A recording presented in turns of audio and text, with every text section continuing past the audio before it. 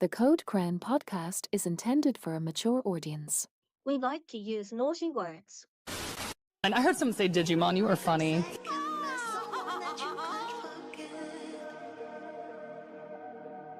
Another retrospective, I smell tamers on the way. No, that you just went past a bathroom, that's all. Yowie wowie! Why would you ever cheer for the Frontier kids? All they f***ing do is lose!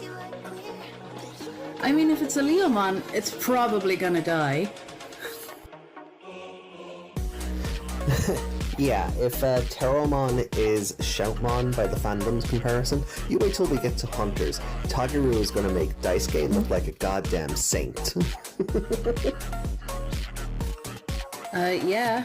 Crosswords is better than Tamers. Oh shit! Meg's just the Joker leaving the hospital. Look, I know it's going to annoy people, but Atmon is just peak fiction, and it's the best thing, like storytelling-wise, that this franchise has put out so far.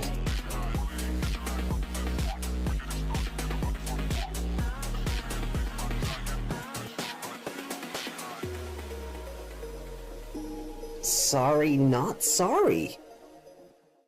この番組はご覧のスポンサーの提供でお送りしました。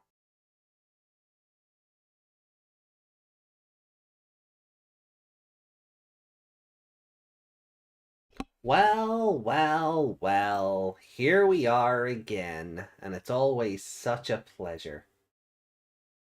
At least the new excuse this time. Yuki, I'm not even joking.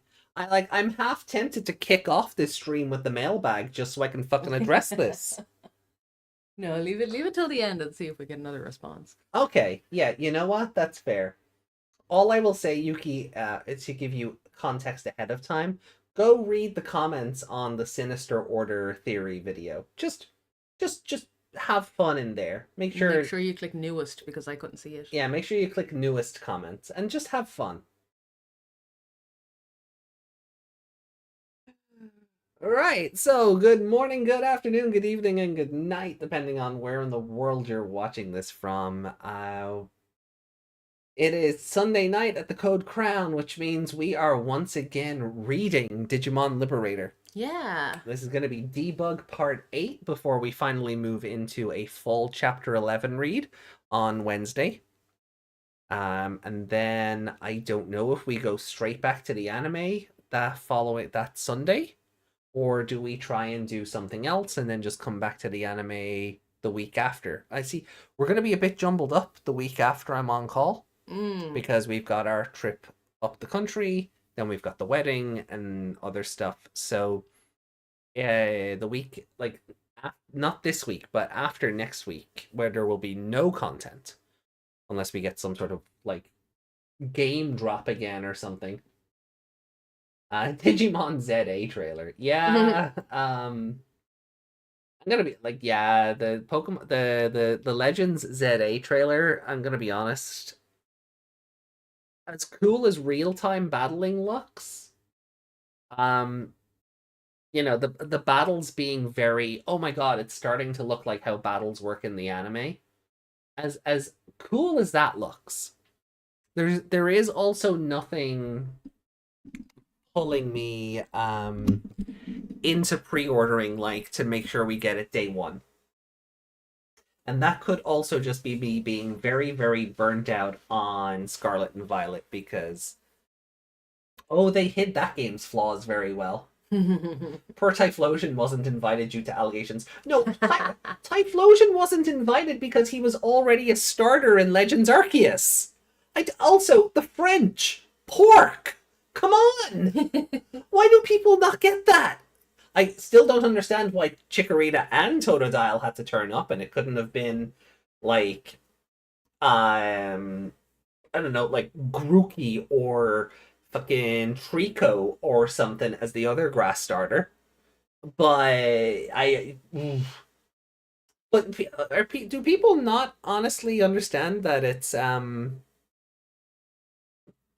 do people not get that Cyndaquil isn't in ZA because he was just in Arceus? he got a whole new like regional evolution out of it. Mm-hmm. Which I don't think the starters in this game will get regional evolutions. I think they'll just get I think they'll just get mega evolutions, and that will be what's special to them. We have pork, alligator skin bag, and weed. Sounds like Paris to me. If you take for alligator at face value, the tennis brand Lacoste has an alligator as its logo. Mm-hmm. So, there could be something there. Also, alligators in the sewers. Paris is very well known for its like massive sewer system. It could just be an old trope. Alligators in the sewers. That could just be a very tropey thing. I think it's like an American trope, though. Yeah, but it's still a trope that exists. But I'm letting Tepig go, because Tepig is my favorite fire storm. I love Florida. Tepig is my favorite fire starter because he's a fire Twisted pig. fires. Yes, I always just call him Ganon. I always just call Tepig Ganon when I play Black and White. Yeah. Makes sense. Yeah, but also wrestler. I'm not going to hate that ever. That's why we were upset that we didn't get another wrestling cat. Yeah. That's when Litten turned into oh my god, what happened? When Litten turned into a furry bait, it's like oh, we could have had like Grass and Cineroar, and the two of them could have been like a tag team wrestlers or something. But you no. mean Brigatito. Oh yes, I did. Yes. See, that's the problem with Litten and Sprigatito. They are just each other but different elements. So when Sprigatito turned into a furry, turned into like basically Pokemon's equivalent to Renamon. Sorry, Lucario. I was like, oh, Meowscarada or whatever it could have been a cool grass equivalent to Incineroar. And I just having them be like a cool tag team or rivals or something. Yeah, it could have been like China, but a cat. Yeah. Yeah. It was like, that's what I was hoping for. You could still make it like feminine-based furry bait, but... Yeah. That was what I wanted for it. I like Meowscarada. It's a bit odd to look at it. Meowscarada is one of those designs I look at and my brain goes... You wanted to be attracted to this, didn't you? That's what you're saying, looking at it. Yeah. You wanted to be attracted to this thing, didn't you? Yeah, it does look like... And the Weed Cat and Fire Cat do go nicely together. Exactly, right? Insert your 420 Blaze It jokes here. But... Yeah, Typhlosion already got its moment in the sun. So it doesn't need to be a starter of 2 Legends games in a row. But I'm guessing Chikorita is there because aromatherapy is very big in France, and like Meganium is like the aromatherapy Pokemon or something because it's just got that big old flower around its neck. So Chikorita looks like a thumb, which makes sense because green thumbs. Green thumbs, yeah, that looks also... like it was based on a thumb first. That guy who looks like a thumb? That's what Chikorita looks like. It is just weird that we got 2 Johto starters and Tepig. So I get why people are confused, but it's the French. Culinary. Pork. What? Where did we lose on that? Where did we lose out on that? Also, Pignite kind of looks like, just going back to the wrestler thing for a second. I know Emboar has like the Chinese symbols on its sash or whatever, but Emboar looks like it's wearing like a leotard, and that is very like carnival, not carnival with the big fancy party, but very old school, go to the fun fair, step right up, see, look at this. It's very old timey kind of kind of an old timey carny wrestling. Yeah, like strongman outfit. Strongman outfit. Thank Yeah. you. That's what I'm looking for. Thank you. So I do think it works thematically. Like Typhlosion had his chance. I mean, Mhm. I think Yuki even shared that drawing on Discord where it was like the three Johto starters are like running across the field and they're like, "We're going to Kalos, yay!" And a portal opens up and swallows Cyndaquil, Yeah. and it's just see Arceus. Nah, you're going to Ancient Hisui. Yeah. What the fuck? Could I have a Milky Bar? Oh, you want chocolate now? I don't want a Milky Bar. Mm, That will fill me up. no, well you can wait. You can wait. Huh? But I did see another version of that. I want to click into another. I make it quick because I know where to go. Oh yeah. So look, I mean, it has allowed for fun drawings like this, as well as the one Yuki shared. I threw it into this other Discord. So it has allowed for fun stuff like that. But this is why it's not because of any allegations. It's because of this. But anyway. So welcome to episode 365 of the Co-Crown Podcast. My name is AJ, joined along, of course, by Miss Megmon. Hi. And we are jumping back into our second of 3 Digimon Liberator streams. Yes. This time with Debug 8-1 and 8-2. And we're actually getting something that's Yuki focused again after The main character, yay! the person we thought was going to be the protagonist of the novelizations. And that just The person didn't. that was advertised as such. Mm-hmm.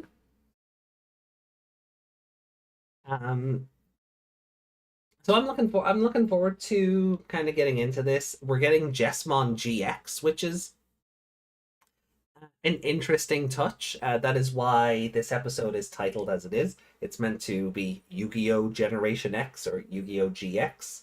Jesmon GX. It's a card game thing. It's a card game thing. This is a card game story, much like Yu-Gi-Oh! That it was meant to be puns and references.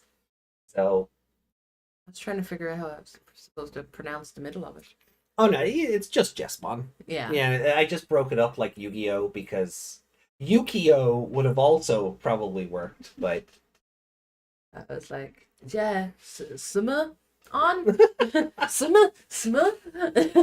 yeah.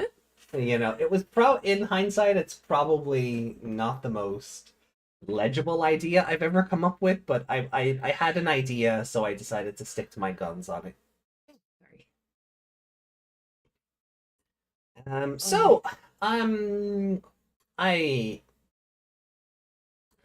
when we did our previous podcast, we made a point of doing it early because I had to go and get an eye test and so I will be getting glasses this week. That's interesting. I'm gonna be in Mega Neko in real life. But that morning, I had an eBay bid for 3 copies of the new Violet from the release event. Glasses in the shape of goggles? No, not yet. I have to pay out for those.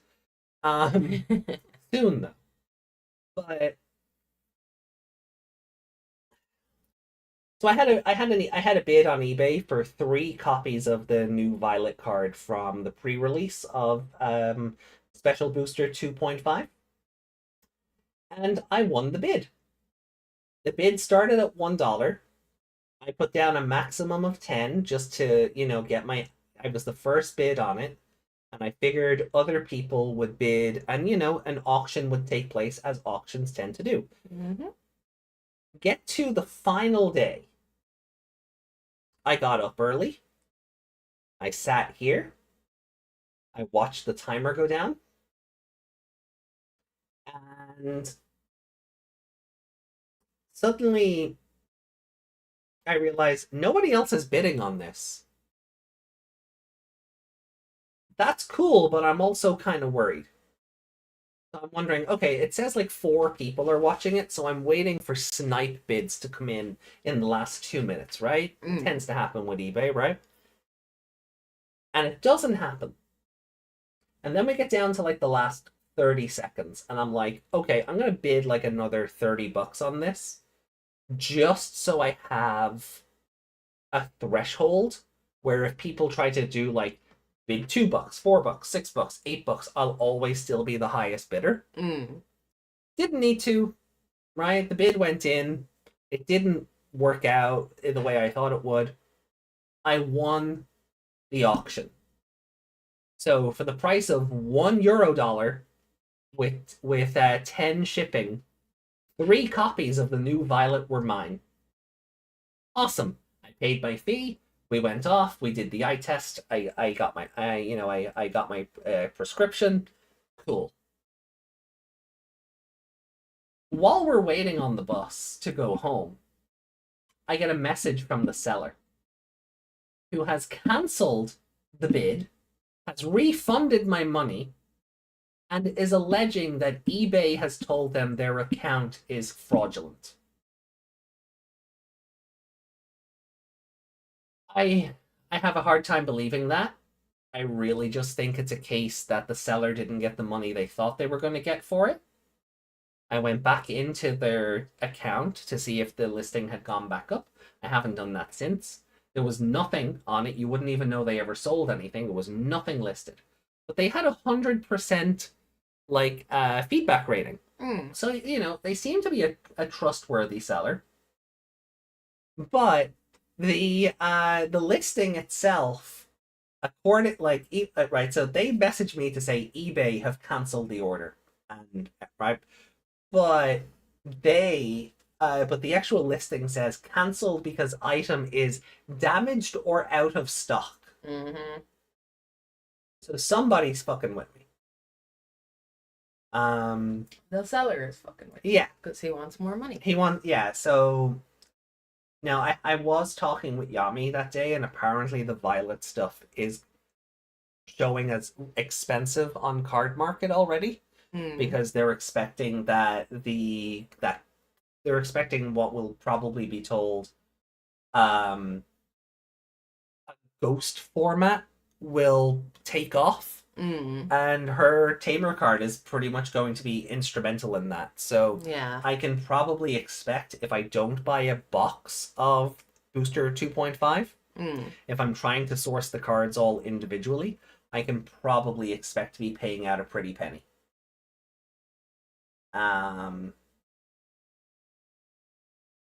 So that sucks because I really do want to build that deck. I figure I want to build the Violet deck. I obviously want to build the Impmon deck. And when my birthday rolls around, and then the set after that, because we're gonna have the Cyber Sleuth stuff. I want to do that and have and start going to the locals at the comic shop. Yeah. With the new decks. I kind of want to start being serious about it this year. Rather than just having a pretty collection, I want to start putting it to use and interacting with people, because I'm losing the will to live being trapped in these 4 walls. And that's nobody's fault. It's just the way life is. My work hours, they don't allow for a whole lot of outside socializing. That's fine. It's nobody's fault, but I want to start putting an effort into it myself. Because that is also half the battle. I know I have you, and I'm very grateful for all of you, but I need people I can, interact with, face to face. I need to observe other living flesh bags. Enjoying the hobbies that I enjoy. And maybe win some prizes. And maybe win some prizes in the process. Exactly. I need friends, AJ. Yeah, you're not wrong, Desmond. Oh. No, Desmond is not wrong. Myself and Meg, because we're going to our old housemate's wedding in 2 or 3 weeks now. That is around the corner. We were putting together our own hypothetical who would we invite if we got married list. We were putting together a thing, and I'm just like, I have family and a couple of mutual friends that Meg and I know from conventions. I was not. I do need friends. I need my own friends, and People you can go for pints with, because I keep going to bed early. yeah. You know, Megan's very sleepy and doesn't do well with pints. no. So, you know, it's just difficult. Any friends I used to have, you know, now live halfway across the country. So I don't have anyone locally. So I would like to fix that, please, and thank you. Like, I still keep in touch with people, but I just don't have anyone I can, you know, hey, meet me in town and we'll hang out for a couple of hours kind of thing. So One person you could do that with had kids. yeah. And that ruins friendship straight away. No, like, I mean, I'm really happy for them and I love their kids, but Oh yeah. that makes hanging out so much more difficult. Oh yeah, because then you're like, oh well, you know, because then it becomes like I'm on babysitting duty, the missus You is don't working. babysit your own kids. Yeah, no, but yeah, like no, you're right. Stop, will you? Not everyone is him. Lost track of what I was gonna say now. Thank you. Anyway, like the one friend I could have, you know, has fatherly duties. The mother might be in work, so can't, you know, doesn't have as much free time as even he might like. And then if we do try and arrange something, you know, something's gonna come up at the last minute. And that's fine. That's just how life works. That's nobody's fault. That's just living. That is just having a family. Family should come first. I get that. I'm not bitter. But it does just mean my options are very limited. So yeah. So in the Hilda Hunt, I got screwed over by an eBay seller for 3 violet cards. Mm-hmm. He's a greedy fuck. Yeah. Sorry. The friends I used to have in my Japanese club in college now, they're no longer there anymore, and that was 10 years ago. Yeah, and see, that's the other thing. Sometimes when you don't have people immediately around you, even if you were friends for the longest time, if you're not consistently in somebody's, you know, people in general, we have object permanence. Mm-hmm. We have issues with object permanence. You know, you might talk every day when you first like break away from someone for like one reason at all, you know. Generally, if you're parting on good terms, like moving to a different state or moving to a different country or starting a family or whatever the case may be, you might catch up every day, but eventually every day turns into every other day, turns into once a week, stops happening. Mm-hmm. You know, and sometimes you just lose touch with people. They also went back to their homes too. Yeah, and that never helps. You know, that doesn't help. So that happened with a lot of my Korean friends. They Yeah. came over here. They were only here for a year because that's how long the working visa Mm. works for. Yeah. And then they were gone. And then once they were gone, that was it. Oh yeah. That was the end of it. I was only their friend when they were here. Yeah.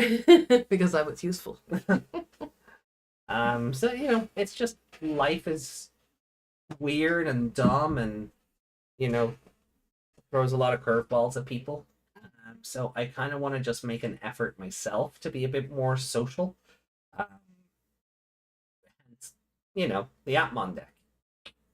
Mhm. There's a pawn and a hat. There's a pawn for those who know. But yeah.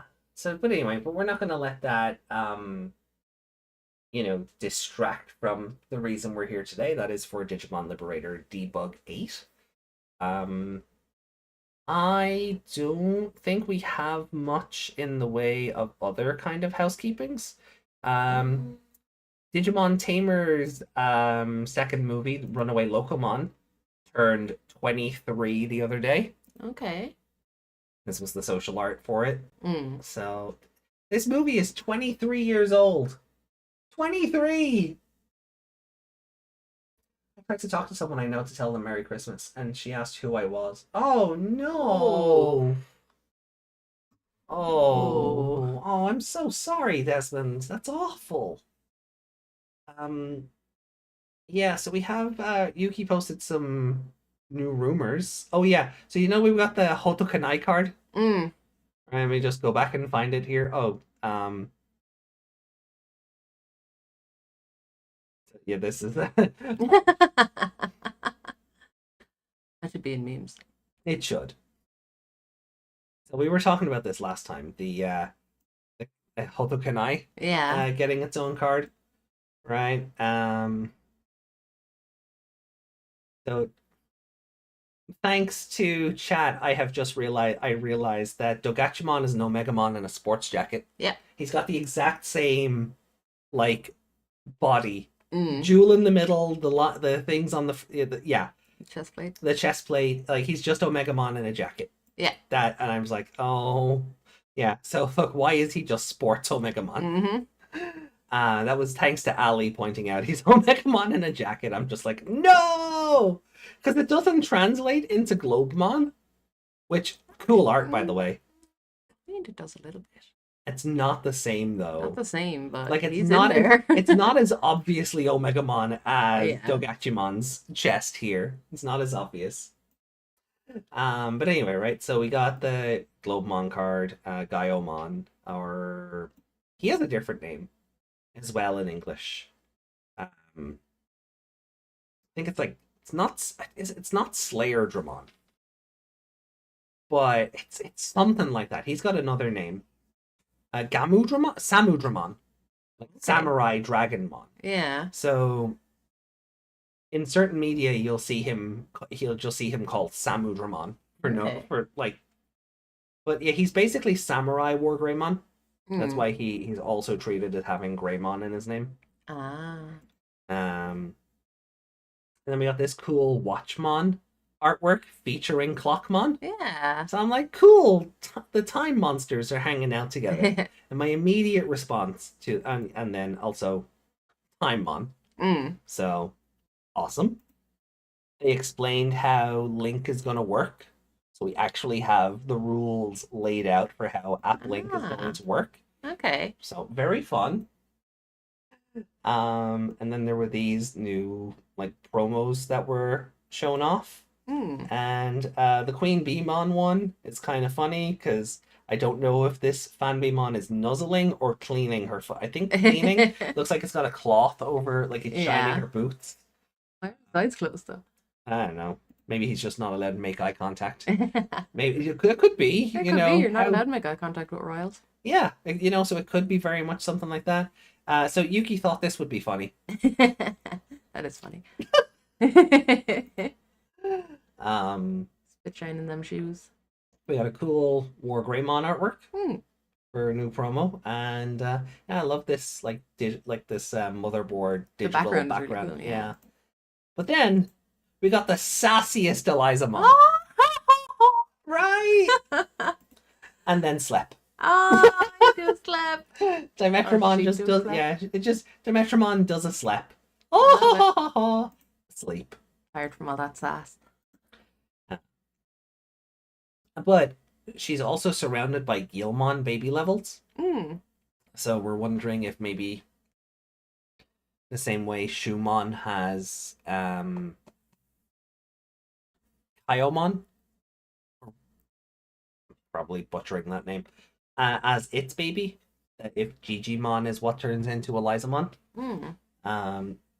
But yes, smug little gremlin. Oh, ho, ho, ho, ho. But then we got this cool Gammamon. Oh, that's really pretty. Yeah, I love his big ol' eyes. Hmm. Um, Sparklies in the sky. yeah, it's the cutest. And then we got this new Siriusmon. Mm. And then, just like the Hotokanai, we just got a close-up card of, Yeah. of Hero, the strongest of brothers. Okay.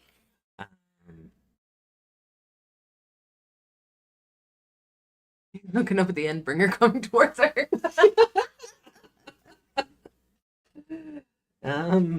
So then we got some new info relating to Booster 22 Cyber Eden. New Appmon characters will be introduced, and Digimon Liberator enters a new stage. So what it's looking like, we're gonna get Airy and Dokamon in BT 22. Liberator stuff for Liberator 2 or whatever continuation of Liberator we're getting. And then I guess Astra maybe in Booster 23, and then Ray and Hackmon in Booster 24. Because I don't know, like, they could very well fit in. Like, I don't know how they're going to fit in, depending on how many of them. See, here's the thing. Like, how many tamers do you take from Cyber Sleuth that don't already have cards? Like, will they print another Mirai card? Hopefully not. Yeah, She kind of just got a bunch of cards, but it's also gonna just bloat the set, right? Give Kyoko a card for like Alphamon stuff. Yeah. Maybe, and then maybe give Nokia and Arata new cards, or Yugo or Yuko. Maybe something for Crusadermon or Lord Nightmon. Ri does not have a card yet. Neither does Kyoko. So Kyoko and Ri having tamer cards for Alphamon and Lord Nightmon could be fun. But like, I imagine Nokia will probably get new stuff because they love Omegamon. But how do you not bloat the set between Cyber Sleuth, Liberator, and Atmon? Yeah. Like, you can't have all the tamers. Maybe spread them out, but you can't have everything. How many tamers would a box normally have? Or does it just really depend on the set? Sometimes it really depends on the theme. Like, Yami bought a box of the new set. Let's see if I can find that text from Yami. She sent me like a photo of like all the shinies she got. And in that alone, a Yuko duo, that would make the most sense. Yeah. Realistically, that would make the most sense. Make them a dual tamer card.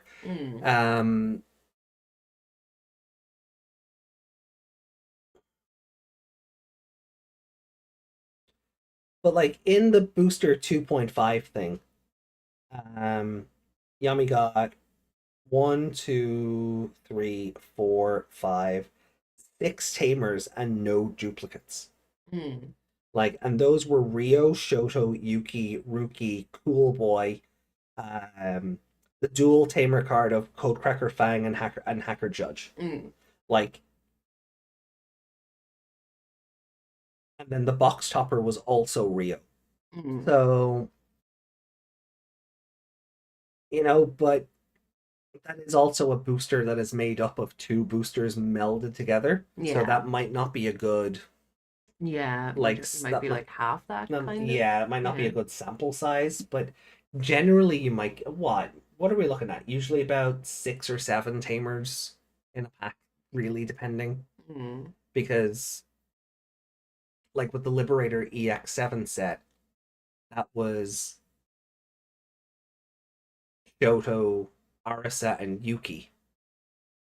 And then it was EX8 that we got, like Ryotaro, Suzune, Winner. But Winner was Winner in EX7. Maybe I'm misremembering. BT1 will have 9 tamers. Okay. Right, so if we, like, even if we were to presume Eri, Astra, and Ray take up 3 of those slots, right? Because Liberator is going into its second arc or second season, it's probably safe to presume Violet, Shoto, and Arisa will be 3. Which only leaves you with 3 options for Cyber Sleuth. We know one of them is going to be Amiiba. Yeah. So do you make... Kyoko and Ri then? Yeah, I would love to see Kyoko and Ri, but I could totally see it being Ami, Nokia, and Arata, because then they can do Omegamon and Diablomon again. Yeah. And they love referencing Wargame whenever they can. So if that's 9 tamers, that's like the biggest likelihood. Unless we only get 1 Applimon tamer, and then they just kind of go all out with... Because you technically, you also have the option of giving Date and Lotmon some love.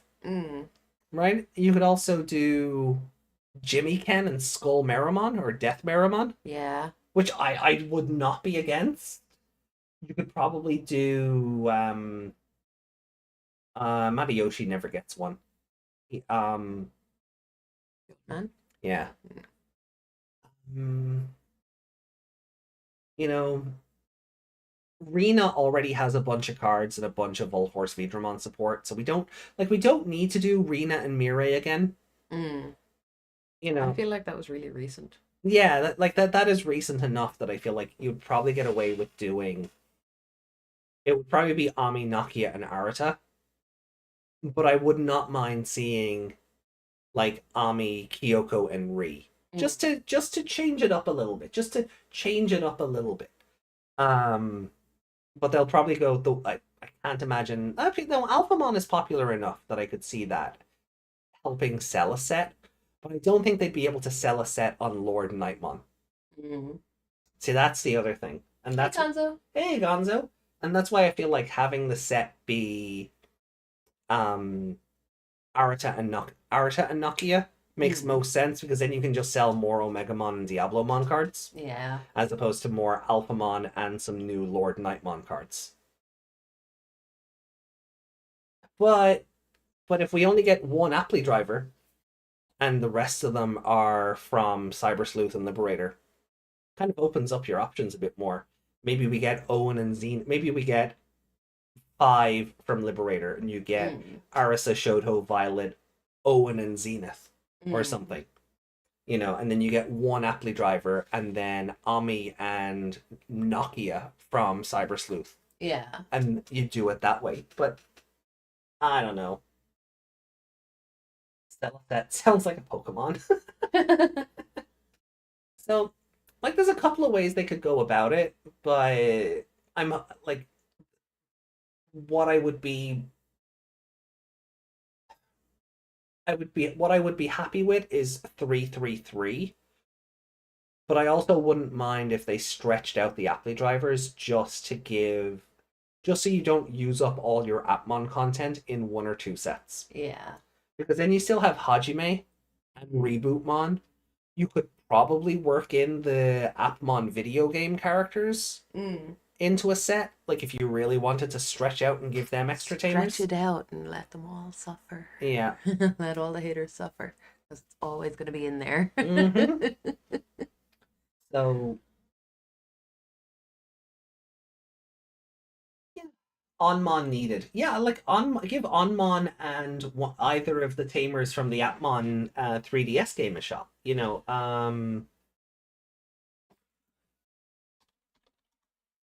I can't remember their I'm name. sad now. What? I'm sad now. Why are you sad? Because you pressed my sad face. Oh, there you go. Like I don't remember. Oh, we're just not allowed. Oh, actually, I take it back. Take your own picture of the game. Yeah. There we go. Like really, like we have all these characters as well. If we really wanted to, Yeah. to stretch out the. Also, I love are her goggles just like a pink version of Haru's? No, they're not as No, they're more like raised up. sunglasses. Yeah. They're like wraparound sunglasses. AJ can control Meg's mood. Well, Onmon might be in the EX10 to make Rebootmon with the Offmon line from Eugen. Yeah, that's what I was thinking. Like I feel like we're gonna get Eugen all the way up to Deusmon, and to do that, you need Onmon and Offmon lines to kind of get there. Like the anime didn't really have that luxury, so it just had to give Hajime Rebootmon and just go from there. But if you wanted to make the most out of the set and get as many new monsters into it as possible, put in Onmon and Offmon and kind of go from there with the two of them. Also, I like Onmon's design. I'd be, you know. I prefer Offmon, but Oh, Offmon's cuter, of course. But I do like Onmon's design. he's just yellow Gatramon. Yeah, kind of. Yeah, like he's even got the same little claws that are also blasters. Yeah.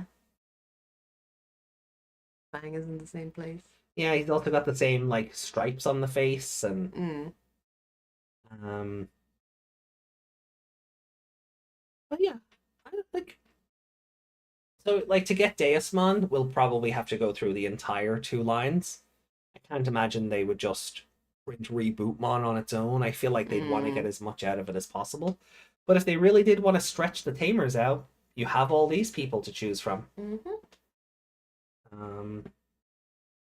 Like if anyone complains about that, there's plenty of tamers in it already that are from games that other people wouldn't have played. Yeah. These are just ones from a game you haven't played, you know? Yeah.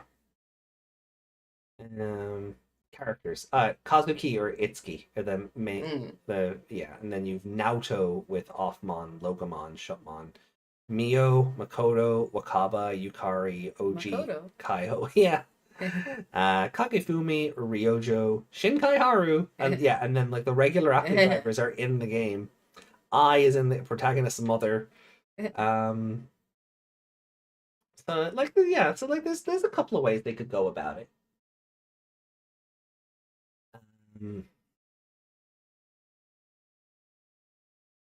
Tara's name? Oh, Tubumon. No, wait, that was the Tweety one. Oh, Chutomon, yeah. Ah, yes. There, I'm Taro. Looks like he has a mustache. Yeah, like whiskers or something. Or I see what you mean about the heavy shading upper on lip. the yeah. So anyway, I don't know if there was anything else. So yeah, bye bye AJ's wallet, says Yuki, very correctly so. Goodbye AJ's wallet. Oh, do we have memes already? Forwarded. You cheeky. That is cheeky. Yeah, I don't think we've much anything. I don't think we've much of anything else. February's artwork for the calendar art. Agumon, don't eat it. Don't eat the cherry blossoms, Agumon. Also, we have our artwork for Digimon Con. So Liberator, Adventure, of course, because Agumon is the mascot. That Agumon is kind of scary. It's just the Pikachu of the franchise now. Egio, and then Egiomon for Time Stranger. There's something about the shadow in his mouth that just is making him really. I don't know. There's something unnerving about him. The Hunter set had 12 tamers. I suppose it did. The Hunter set had 12 tamers in it. Because you had to have the Hunters and then all the crossover stuff. And 12. Oh. So there is wiggle room there if they really want to. But it's already been confirmed 9 tamers in BT21, is it? Is that like a store listing? Like from the is that like a retailer listing? 9 tamers? I will say though, I love the colors, and I do like that for this one they didn't just reuse the banner from the last ones. Because that kind of, not that it annoyed me, but I thought it was kind of cheap that oh wait, no, maybe I'm wrong. Okay, for all okay, no, they did change it up. For some reason I still thought they used oh wow, it's our first look at Liberator stuff. From the con last year. Oh, that would be funny to go back on later. See if there's any, like, what our predictions were for Liberator. Oh, right. I see what you mean. Wow, Jeez, we were busy that night in here, huh? Yeah, okay, no, it is a different. I thought for the life of me, I thought they reused the 2023 branding for that overhead banner, but no, I am happy to be wrong on that one. I guess I'll have to start a 2025. Oh yeah, the Chinese stage play. Yeah, geez, I never heard anything about that afterward.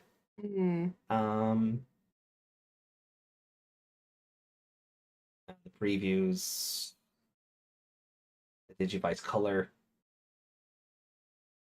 Cool.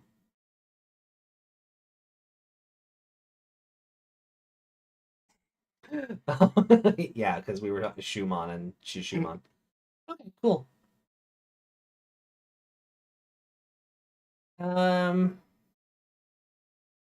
to rename this 2025? No. We'll just make a new one.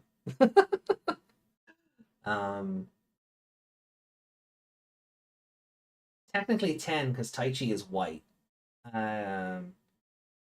Is white security, which is the last card. Oh, white secret rare, which is the last card. Interesting. Okay. Just going off the space between the Digimon and option cards. Okay. Cool. Well, I guess we'll see how it shakes out.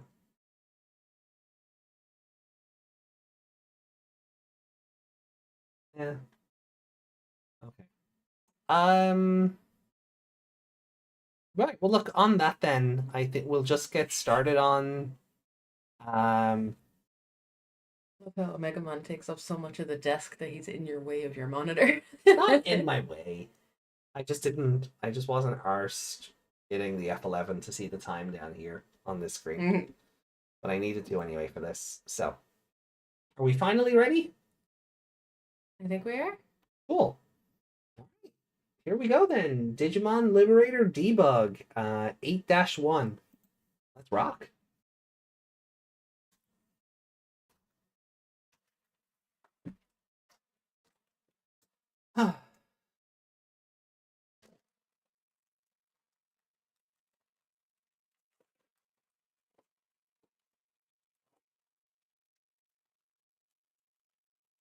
Next for everyone. No.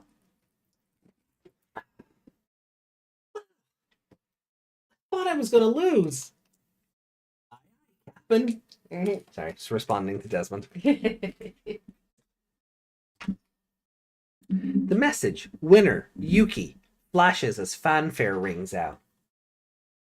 Yuuki pumps her fists high into the drizzling sky of the Emerald Coast, the invasive forest city, and confidently proclaimed her victory. Her partner, Heavy Metal Dramon, looked back at her and sighed in exasperation. Hold on. I'm not amused here. There were a couple of times when you could have lost if the NPC had been just one rank higher. Battling with the adorable Yuuki is thrilling, huh? Thrilling? More like I felt like I was on the brink of death. The vicious-looking dragon grows smaller and smaller, reverting to its rookie little devil form. Impmon glares at Yuuki. Come on, seriously, the least you can do is crush a mid-level NPC. Well, what about the storyline? I thought struggling a bit here would make it more dramatic. No matter the excuse, it's stressful. The Emerald Coast is the opening area for the main story. Because the NPCs here are all beginner level, the more seasoned players don't visit this place often, aside from a few who like the unique, quiet atmosphere. However, following a major update, loads of extra content was added. Side quests geared toward intermediate and advanced players are now available here as well. Drawn to the challenge, rich rewards, and the new storyline, Yuuki came to the Emerald Coast. Still, she didn't expect it to be this difficult. Impmon was right. Yuuki had played far from a perfect game. Her moves were sloppy and slack. In short, super very bad. She won mostly because the NPC continued with its automatic movements and didn't catch her mistakes. If it were a tad stronger, she would have been steamrolled, and a human opponent would have had a field day. It's nearing a year since she joined the debugging team, and the number of newbies below her has significantly increased, yet her skills still rank a fair bit below the average, and that's on a good day. How the hell did she get part of the debugging team then? Liberator is enjoyable even if you're not a strong player. Enjoyable, yes, but sometimes you can't help but feel anxious. Impmon...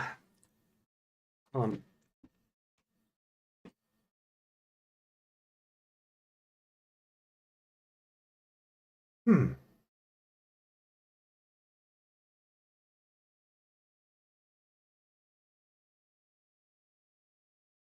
Well, it's all about the story for now. Impmon implores Yuki to watch the battle log and review what happened when they get back.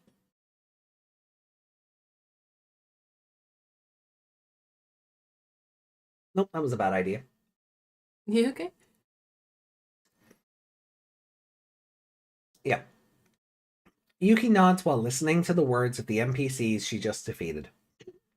Watching her expression change from happy to sad as she listened to the NPC's story, Impmon listlessly put its hand behind its head. I don't know why you're reading it so seriously. You can just check the logs when necessary, so why not just skip that part? Because I want to see. Besides, if I skip it now, I know I'm not actually going to read it later. You shouldn't look so satisfied. It's my duty as a part of the debugging team to enjoy the story to its fullest. And it's a lot of fun, delving into the main scenario. Wish we could play the main scenario. Yeah. The story that unfolds in the vastness of Lacuna is easy enough to understand if you just follow the main scenario, but quite intense if you try to read into the lore behind it. Though enthusiastic, Yuki sometimes finds it difficult to understand what's going on. Thankfully, she benefits from the guidance of the quick-witted winner and the subculture expert Ryotaro Williams. To the NPC... Yeah. The NPC finally finishes speaking. Story clear, displays, and the drizzle stops. Yuki brushes water droplets from her hair as the sunlight peeks through the clouds. Oh, was it? It was raining because it was a sad scene. Yeah. Score! Got some rewards! Quests are a good deal after all. Next one, let's go. Yeah, I have the afternoon off today, so let's dive in. Afternoon off? Yeah, I don't have university classes in the afternoon, so we're super very good. Wonder who you've been hanging out with. Yeah, I almost forgot you're in university. Can you, not look so surprised, please? I actually work hard on my studies. More or less. What, you're going all silent on me now? The two of them head toward the Emerald Coast, bantering away. Because of all their chattering, neither noticed the faint noises in the vicinity. Oh, sorry. I just saw that title. Digimon Liberator Side Story, Debug 8-1. Cool White Savior. In the middle of the forest, the sun rays are blocked by the massive layers of foliage, making it awfully dim. The surrounding area is shrouded in fog, and although this is a virtual space, it feels to Yuki as though the clear water droplets are taking away her body heat. The breeze remained fresh, which gave her an eerie feeling. The Emerald Coast is an area based on a decimated city taken over by trees.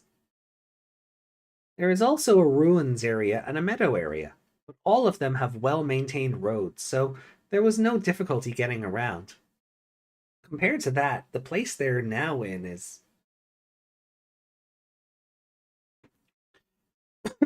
Sorry. Yuki took a deep breath. Sorry, no, I know, take two. Great. Compared to that, the place they are now is... Yuki took a deep breath and looked back at the path they came from. Among the trees, there were no paved roads or even animal trails.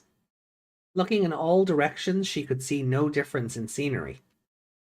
By spinning and looking around, she could no longer tell which direction she'd come from and which direction she was heading to. To put it simply, I'm lost. Quiet, that much is obvious. Next to her, Impmon shouted explosively in response. Huh? This is strange. I swear I put a marker at the next side quest's location. The D-storage device is equipped with a map and navigation function, vital for exploring a place as expansive as Lacuna. By specifying a main scenario or side quest, a destination marker is placed on the map, and the D-storage guides the way to the destination. The arrows always point in the right direction, so there should be no way of getting lost. Yeah, the next side quest was supposed to be in the meadow area. You should have realized something was up. Well, you didn't realize either, Impmon. I was following the marker. Yuuki opens the D-storage's map as she's talking. Oh, hey, Impmon, look at this. Doesn't it look like the destination is really close to where we are on the map? Yeah. What are you? The current location shown on the map is a road near the meadow where the NPC is located. It's a peaceful road that continues from the meadow and bears no resemblance to the deep forest they're in now. Huh? Does that mean the D-storage has a bug? Wait. Yeah. Does that mean the D-storage has a bug? Ah, no! Totes bad! Just our luck. This feels AI. Oh no, hold on, no, maybe it's just my reading of it. Oh no, totes bad.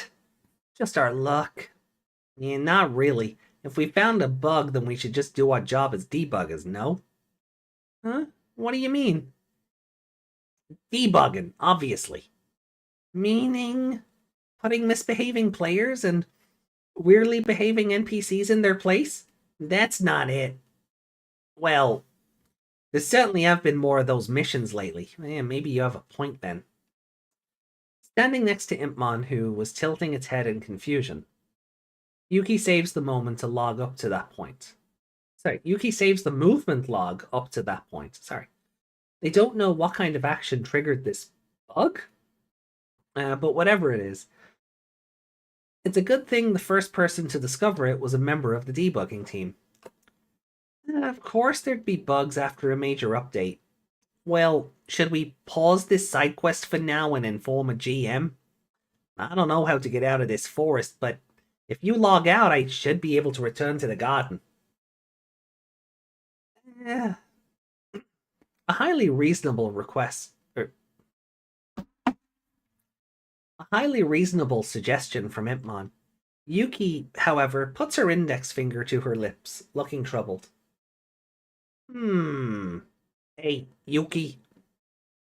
Like you said, you can go back anytime after I log out, right? Let's keep looking around here for a little longer. What? Why? Isn't this kinda, like, exciting? We're in a place you can't normally enter because of a bug. Is this like the other side of the world or a mysterious space? Are we in for an ultra-exciting, one-of-a-kind adventure? I think we might be. Yeah, but still, we don't know what's out there. With Impmon rejecting the idea, Yuuki puts her hands together imploringly and kneels down, low enough to look up at her little partner. Is that a no? Yeah, of course. What's with the puppy dog eyes? Aw, really? You're not going? Wimp. What? Impmon's expression hardens, imagining the sound of Impmon bursting a blood vessel from rage. Yuuki chuckled inside. Hey, Yuuki, who are you calling a wimp? Don't try to deny it, you yellow-bellied little devil. What? I'm not scared of something like this, but I'm not taking responsibility if something happens. If you're gonna say that, then I'm going, but if anything happens, it's your fault. I'm finding it really hard to picture Yuuki bowing because Impmon is tiny. Yeah. Just as planned, Yuuki smirked stealthily, trying not to let the fired-up Impmon see. Hey, I'll leave you behind, Yuuki. Okay, then let's go. Is this for real? After walking and arguing for a while, Yuuki and Impmon came to a circular clearing. resembling one like in a normal forest, but it was far more spectacular, and the sight took their breath away. Yuuki and Impmon stood still as peach-colored petals. Jesus Christ. Yuuki and Impmon stood still as peach-colored petals fell on their shoulders. There was an array of glorious cherry blossom trees, flowers blooming on the ground, and a small spring flower. A true paradise. It's such a nice artwork. They accidentally walk into Heaven Zone or something. It looks like it. Is this place seriously developing data? Now this is more like it. Crazy beautiful. Hey, Impmon, let's go see. Yeah, hey, wait. The jovial Yuuki took a step forward. At that moment, Impmon's eyes widened. No, Yuuki, stop! Huh? Breath! Oh no. No Mickey Mouse was in this. Hi, fine. Huh? Baby flame! Yeah, I'm sticking to pepper breath. Let me have a bite of chocolate before we continue.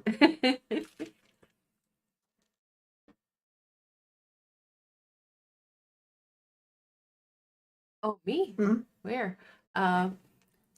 Yuki instinctively stops in response to Impmon's warning, and the small fireball lands at her feet. She jumps backward with a small scream just as a diminutive shadow descends before her. Oh, what does Hawkmon sound like?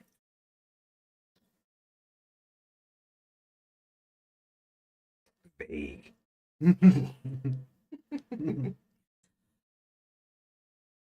Fine. I'll enjoy my chocolate later. You just do the voice bits, I'll do the rest.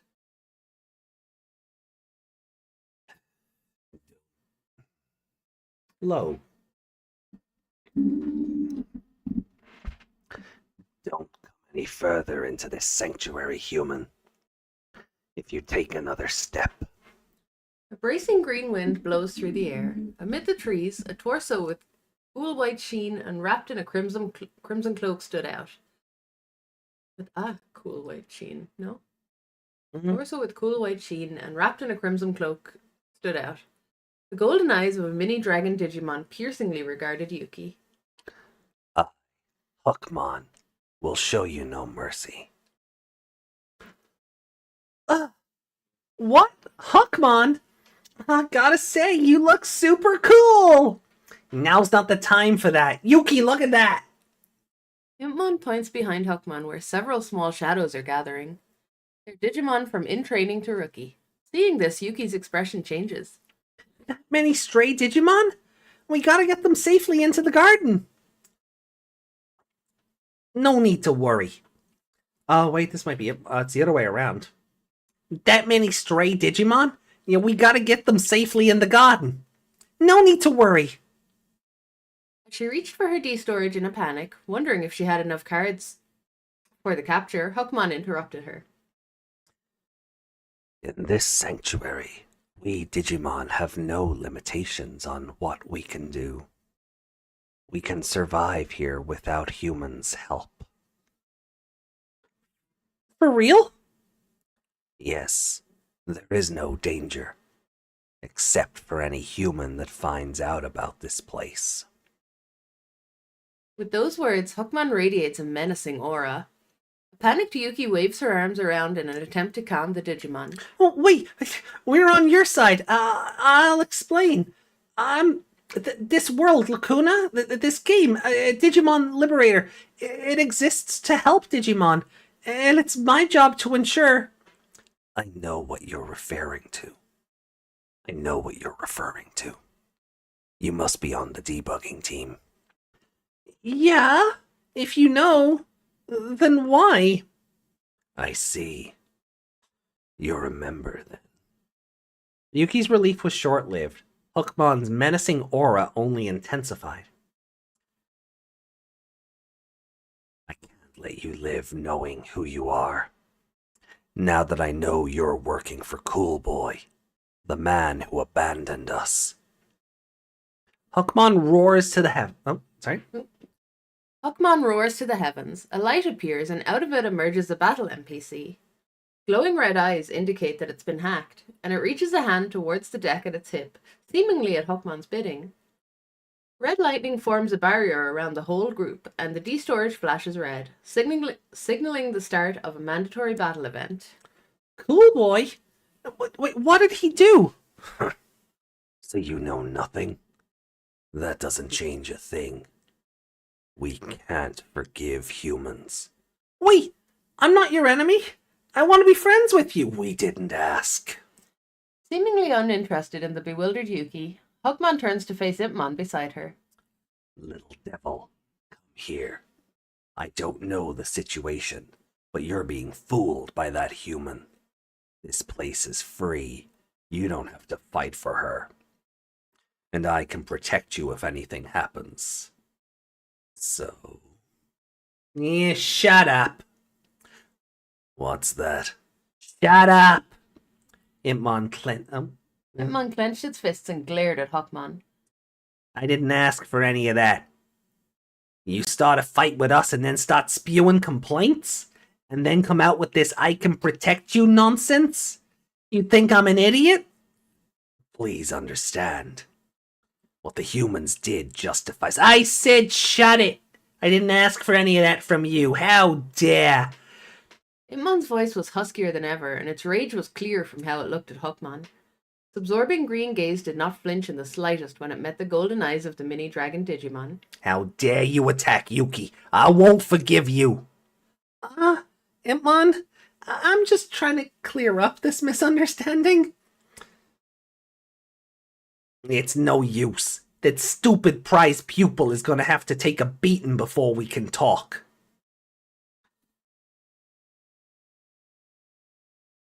That's right. I'm trying to figure out who's who here. Huckmon, yeah. That is Huckmon, yeah. That's right. Hey, why are you agreeing? I have no reason to listen to what a human has to say. Not without proof of your worth. Should you be willing, I will duel against Impmon. Saying this, Huckmon roars again. Several fluttering petals of cherry blossoms transform into a card and are sucked into Yuki's D-storage. What?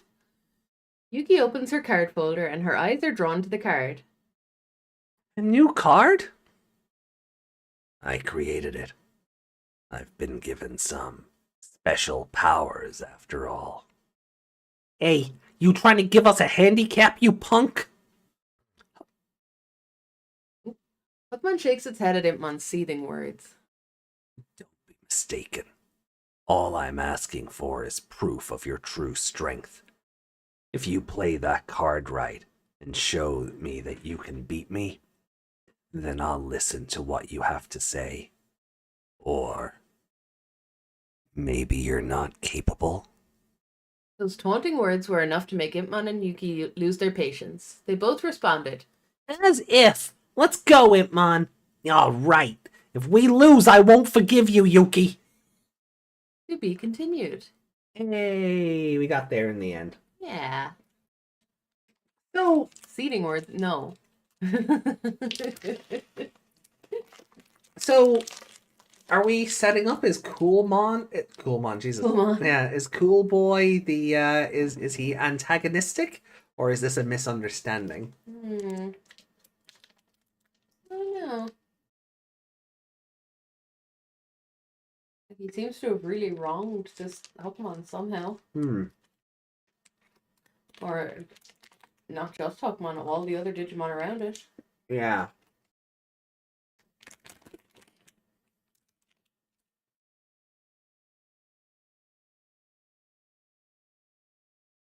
May I have another try? No. Huh? So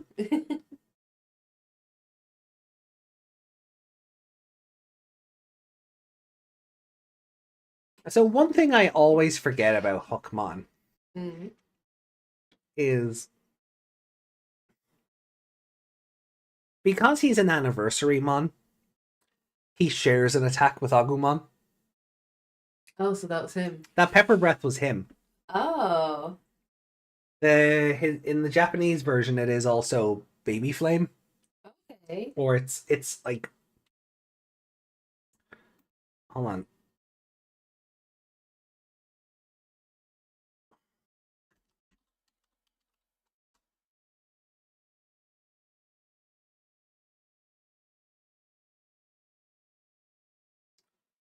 Yeah, it's just baby flame. Like it's not even like fifth baby flame or teen. It's just he has the same attack Yeah. because he's an anniversary mon. Okay. So the pepper breath or the baby flame came from him rather than Agumon. Mm. I always forget that, so it's always weird seeing it out of context. Yeah. I never would have guessed that came from him. No. So yeah, Cool Boy is not so cool to these Digimon. Yeah. Like I'm gonna be like the first half of the novel, the first half of this one of 8 part 1. It's not great. Like it's a lot of, as much as like on Wednesday we were like, geez, can we focus on the actual novel characters and not the comic characters? This was usual fare. I don't feel like I've missed anything between these two. I feel like Yuki got worse somehow. Like, I don't think she was this incredible battler at the start. But I thought she had, like, learned a bit better. Yeah. Like, and now she's just, like, back in the starting area doing some, like, intermediate stuff and sucking at it. Like, being really sloppy and... Like, I know she's saying, oh, I was doing it for dramatic effect, but... I don't know. Is she... Did she suck before? Am I remembering it wrong? Like we know she lost that battle and then Winner made a point of like avenging her or whatever. But Does she frequently lose? Yeah, like is she a jobber character? If so, why main character? If so, also another reason why we should have been seeing more of the novel characters more frequently. This is why, like, seeing them once every 3 months kind of sucks. It's at least with, like, Shoto sucked. Shoto had Arisa. Yeah. Was able to train with Arisa. Yeah. Like, she... Also, the story actively, like, basically actively admitting she's becoming off-brand Violet. Yeah, I don't like her using super very good. Yeah. It feels like, and I think everyone is guilty of this at some point in their lives. It's like when you make fun of a friend or colleague's quirk behind their back. You know, like they have a certain like way of talking and you mimic that, like insultingly or no. I don't like that. Super very good is like Violet's catchphrase almost. Yeah, and like I know Yuki was very would say like those like kind of catchy pop culture-y phrases. But that one is Violet specifically. Yeah. It's not like something Violet picked up elsewhere. And if she did, it's not been mentioned. Yeah. So it seems to be just the way she says things. Unless it's a case of hanging out with her too much. Like, you know, when you pick up personality traits off using games in it. I don't know what you're talking about, and that I've never. You know, I your thought process is whack.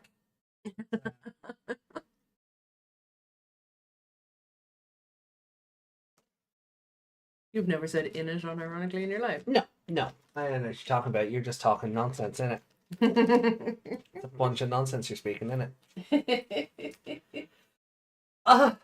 Yeah, the first half of this I don't feel like it was worth waiting 3 months for. No. The stuff with Hackmon is interesting because it's like, oh, we've been wondering like what's going on with Cool Boy or Unchained, and like before Cool Boy went to go get like the prototype headset, he like gave Yao a flash drive and was like, hey, if something goes wrong, use this. Yeah. And we don't know like what that's about yet. But so is this like red herring stuff? Is Cool Boy and Omekamon going to be like the actual final boss? Is it not like is Unchained the red herring? Yeah, is he like in cahoots with everything that's going on with Unchained and the Machinamon? Maybe. Well, we don't. He gave Yao a cookie. Like we don't really know. He gave her a goober. If you get that reference, fair play.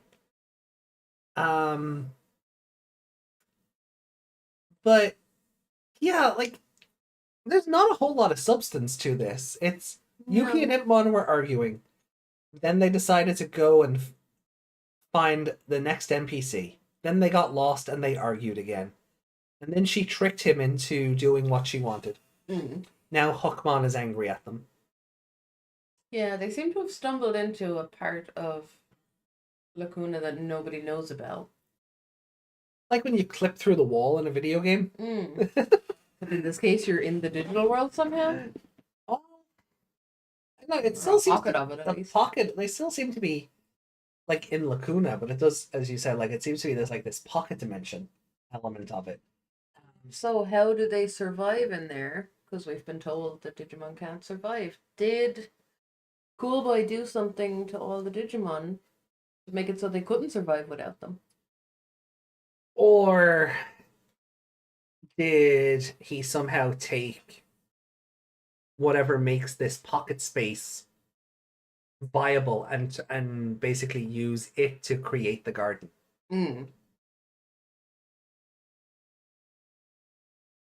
Yeah, it's tough to say. Like, we don't have enough information to go on. Maybe it'll be expanded on in 8-2. It feels like something was done by Cool Boy to, like, stop the Digimon surviving in their natural habitat somehow. Yeah. Digimon Can't Survive is my favorite visual novel.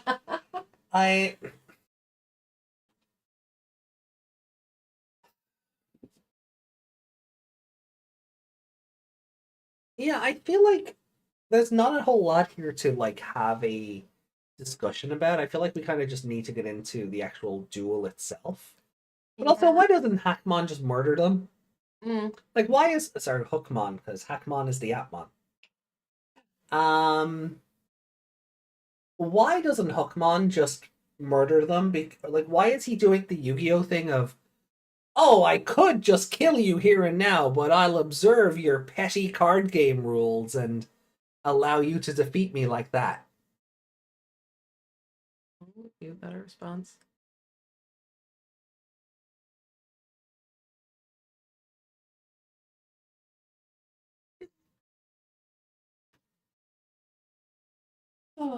So to that, can I just reply opinion discarded? Didn't watch opinion discarded. Right, we'll get to that. Yeah, we'll get to that. We'll get to that in a bit. So, why didn't Hookmon kill them? Yeah, with? Like, you trespassed on my territory. You're a Debug member.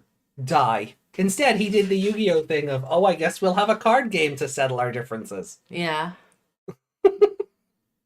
Are we sure this isn't just the next part of it? Yeah, so I think we'll just get into 8-2. She accidentally walked into a hard mission instead of the intermediate one she was looking for.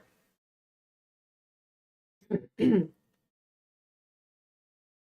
Debug 8-2. A crash of thunder reverberates through the sanctuary. The steel dragon Heavy Metal Dramon releases a purple thunderbolt, shattering Hookmon's security and sending shards dancing. Yuuki appears to have the advantage.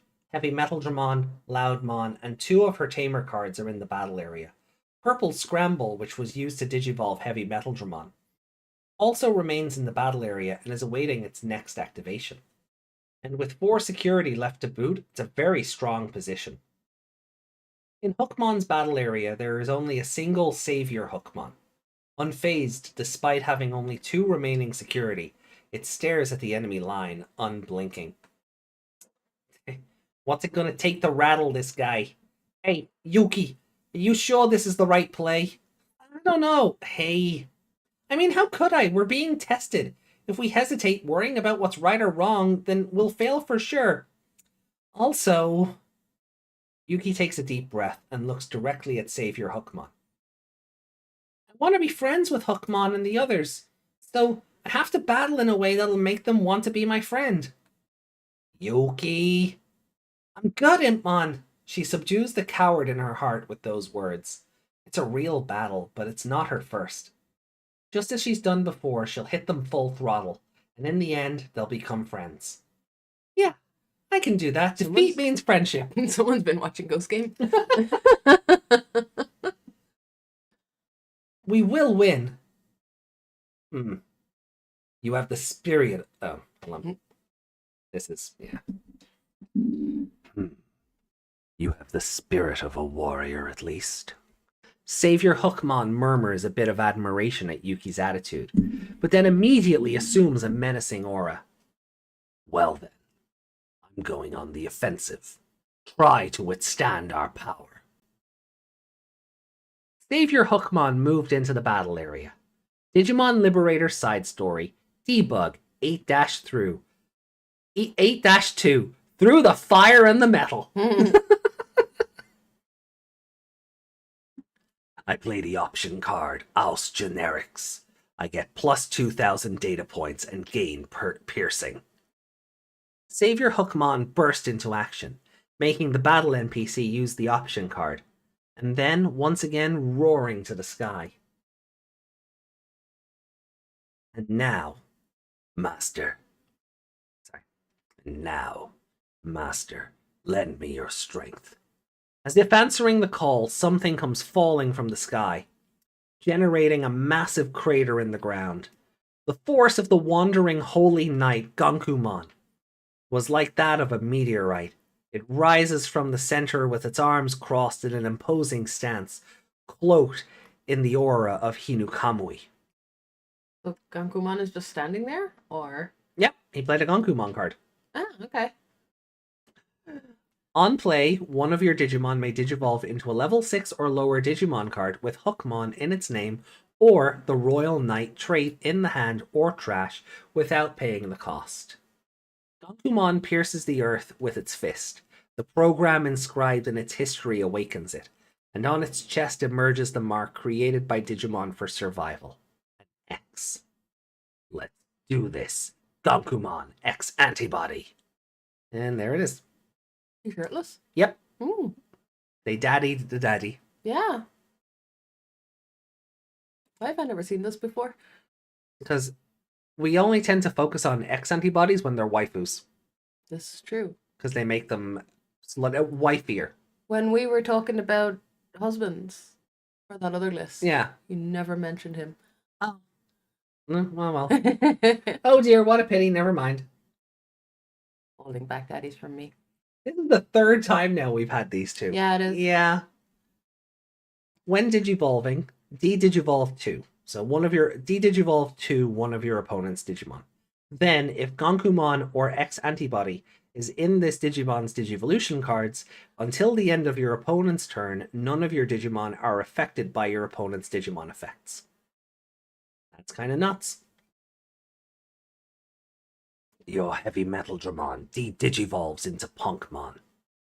Furthermore, with my master's power, both of us gain invulnerability to Digimon effects until the end of your next turn. Oh, this guy's got plays for days!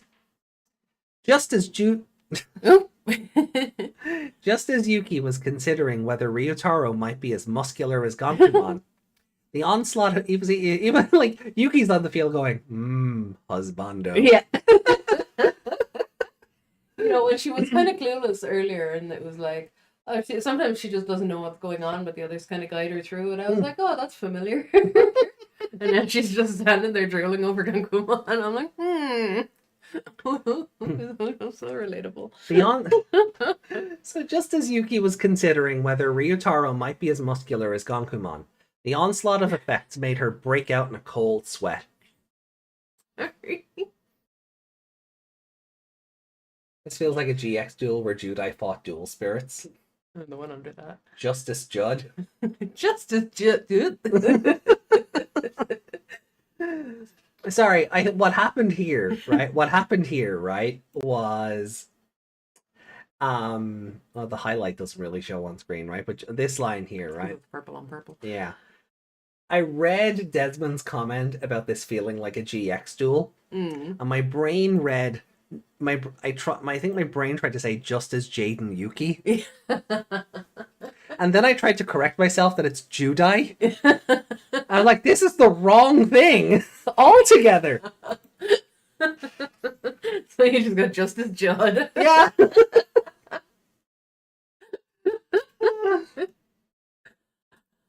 Oh.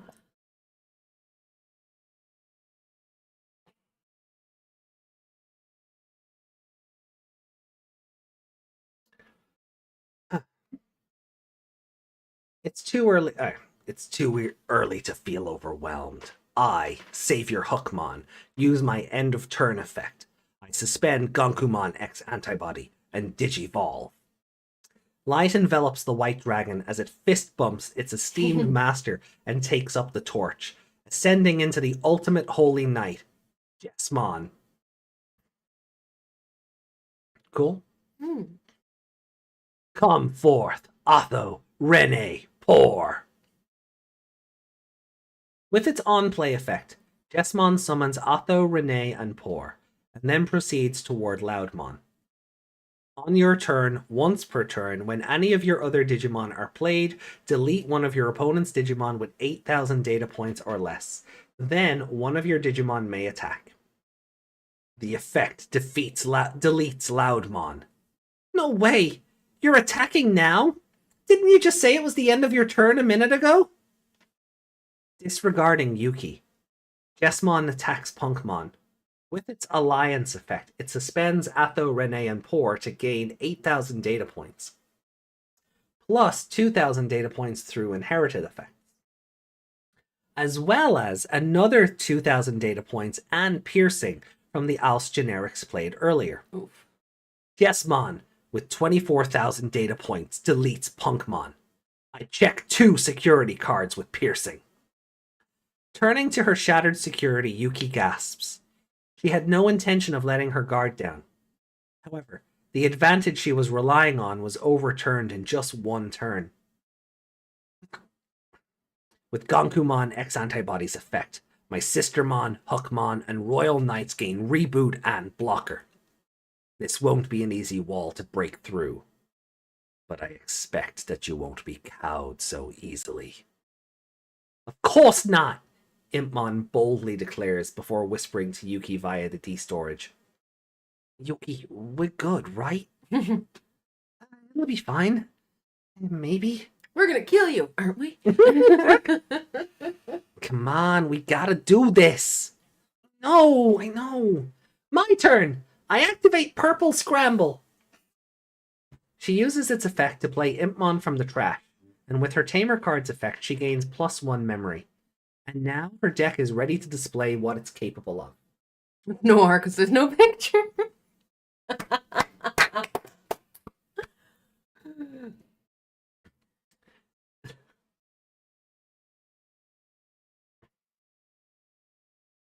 Sorry, that tickled me more than it should have. Impmon Digivolve into Punkmon, then into Loudmon, all in one go to Heavy Metal Dramon! Her hand shines and the menacing steel dragon descends upon the battle area once again. And that's not all! Even if Digimon effects won't work against you, I have the option card, Black Sabbath! Devour! Decoy activates. Decoy activates. Atto, Rene, Pour, I need you. The trio of fiery entities shield Jesmon from the sonic scream. Is that it? Pitiful human. As if. Heavy Metal Dramon's end of turn effect. Huckmon, I hope you don't mind me using that card you gave me. Heavy Metal Dramon's effect calls on a... Heavy Metal Dramon's effect calls forth a card with the Evil, Dark Dragon, or Evil Dragon trait, and a play cost of 8 or less from the trash. Responding to the Draconic Bellow, another Evil Dragon emerges from the abyss. Here's the new jewel in my crown, Heavy Metal Dramon Ace! Ooh. Heavy Metal Dramon Ace's on-play effect activates. By trashing the cards in hand until there are 4 left, it revives a Digimon with 8,000 data points or less from the trash without paying the cost. Come, Orochimon! Additionally, at the end of my turn, I use my Tamer card's effect. I attack the player with Heavy Metal Dramon. And with the power of Raid, I'll attack that old man.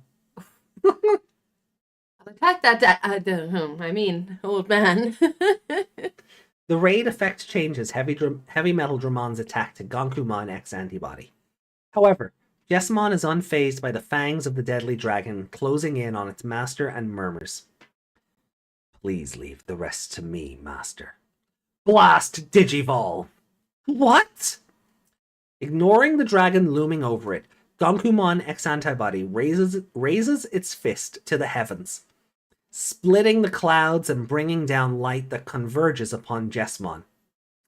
Once the light dissipates, standing there is a knight of salvation, clad in red armor. Jesmon GX! Generation Next! Game on! Get your game on! Sorry. Jesmon GX 8th. GS? Heavy Metal Dramon. Don't you think that's kind of like a tongue twister? GX Ace, Yuuki. Are you really going to your university classes? Come on, that's not relevant here. Hey, let's save the silly talk for later. It's coming. At Heavy Metal Dramon's words, Yuuki turns her attention to Jesmon GX Ace. She's about to feel the force of its when digivolving effect. When digivolving, once per turn, by placing one Royal Knight trait card from your hand or trash as this Digimon's bottom Digivolution card, delete one of your opponent's Digimon with as much or less data points as this Digimon. I place Jesmon X Antibody as a Digivolution... Oh. No. No. That'd be a twist. I place Jesmon X Antibody as a Digivolution card and destroy your Heavy Metal Dramon Ace. Gah! Overflow! The memory gauge in Yuki's hand heats way up and an ominous popping sound is heard. She stares bitterly at the gauge, which has now tipped heavily toward the other side. After everything resolves, Heavy Metal Dramon deletes Gonkumon X Antibody with its attack, and the piercing effect breaks all the security on Jesmon's side. Even in its final moments before destruction, the Holy Knight gazed at its apprentice as if it had accomplished what it had to do. Okay, it's my turn next. Jesmon speaks to Yuki in a cool tone. She only has one card in her hand. Far too little to oppose Jesmon GX Ace, with its immense aura.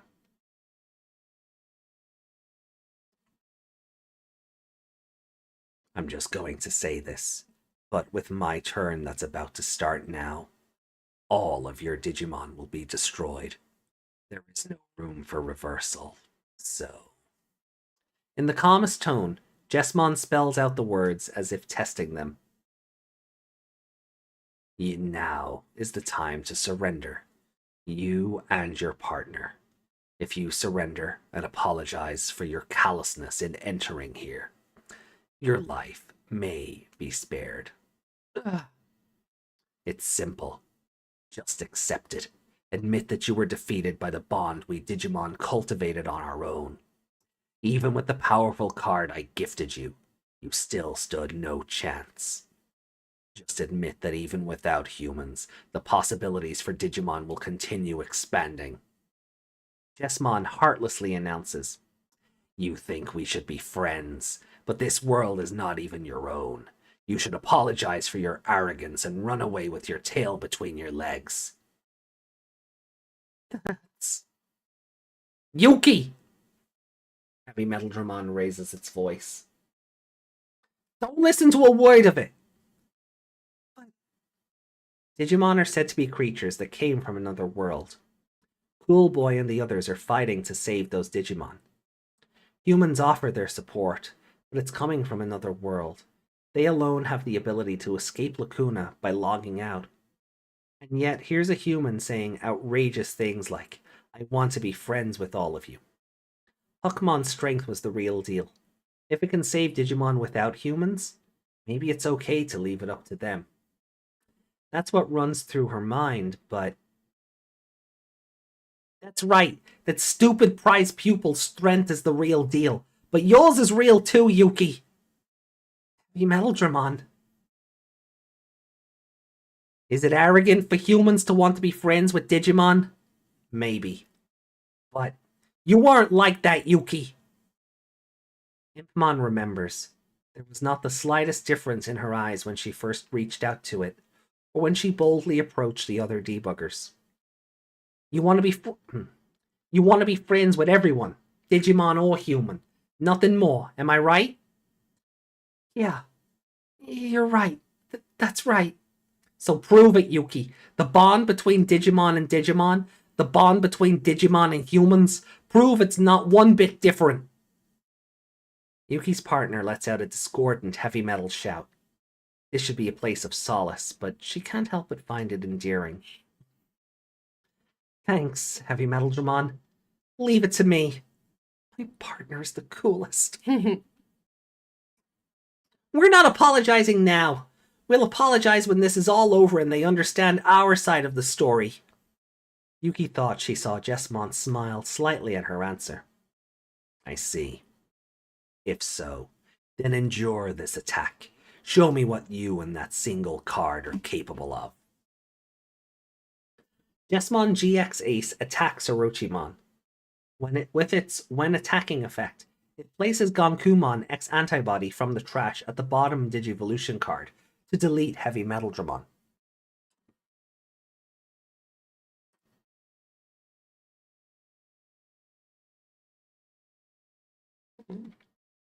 I didn't think you were so foolish.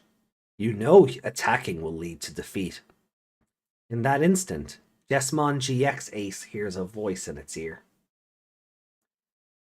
You may be right, but I don't mind. I thought you hated humans. What's gotten into you? Maybe it's history. Maybe it's the history etched into Jesmon's data. When I see someone so arrogant that they might overturn everything, I want to believe that maybe this time, just maybe. With a small murmur, Jesmon GX Ace activates another when attacking effect. It unsuspends, and for every 2 Royal Knight trait cards in its Digivolution cards, it trashes one of Yuki's security cards. That's it! Counter timing! The single card in Yuki's hand shines. I blast Digivolve Orochimon to Heavy Metal Dramon Ace! Ooh. That's what you were holding? Incredible. However, my data point is higher. My DP is higher. So unless you have another move, I'll prevail. Dummy, we know that! Oh, no. Dummy, we know that! Heavy Metal Dramon responds to Jesmon GX's doubts. You think was stupid enough to fight the prize pupil head-on? Heavy Metal Dramon Ace's when Digivolving effect calls forth Punkmon. Ooh.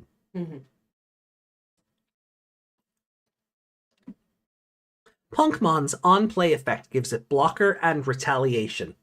Now block! With Punkmon's deletion, Jesmon GX falls to the ground. Yuki's hand is now empty, allowing her to pump her fist into the air. It's a definite win for Impmon and me! Yuki's hair is blown wildly by the dragon's victorious roar. So, You all came from another game? Not from here, nor in the digital world? Huckmon's story was unbelievable to Yuuki. Huckmon was originally in a game world different from Digimon Liberator. Even there, humans sometimes visited, and their leader was a man called Cool Boy. Oh my god, it's the Chronicle game. Oh my god, they're tying it to the Chronicle game? Fuck off!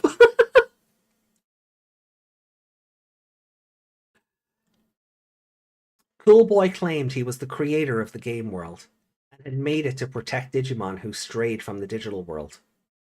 Attracted by his personality, Huckmon and others came to trust the humans. However, the plan to return the Digimon to their original world ran into challenges, and Cool Boy's time visiting that world gradually dwindled.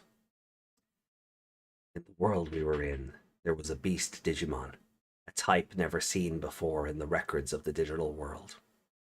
It was gentle, though, and everyone loved it. But one day, it was attacked by a mysterious force. They were led by a mechanical Digimon I'd never seen before. I fought to protect the beast Digimon and drove them away.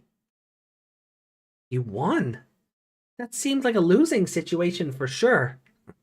I am a royal knight, you know.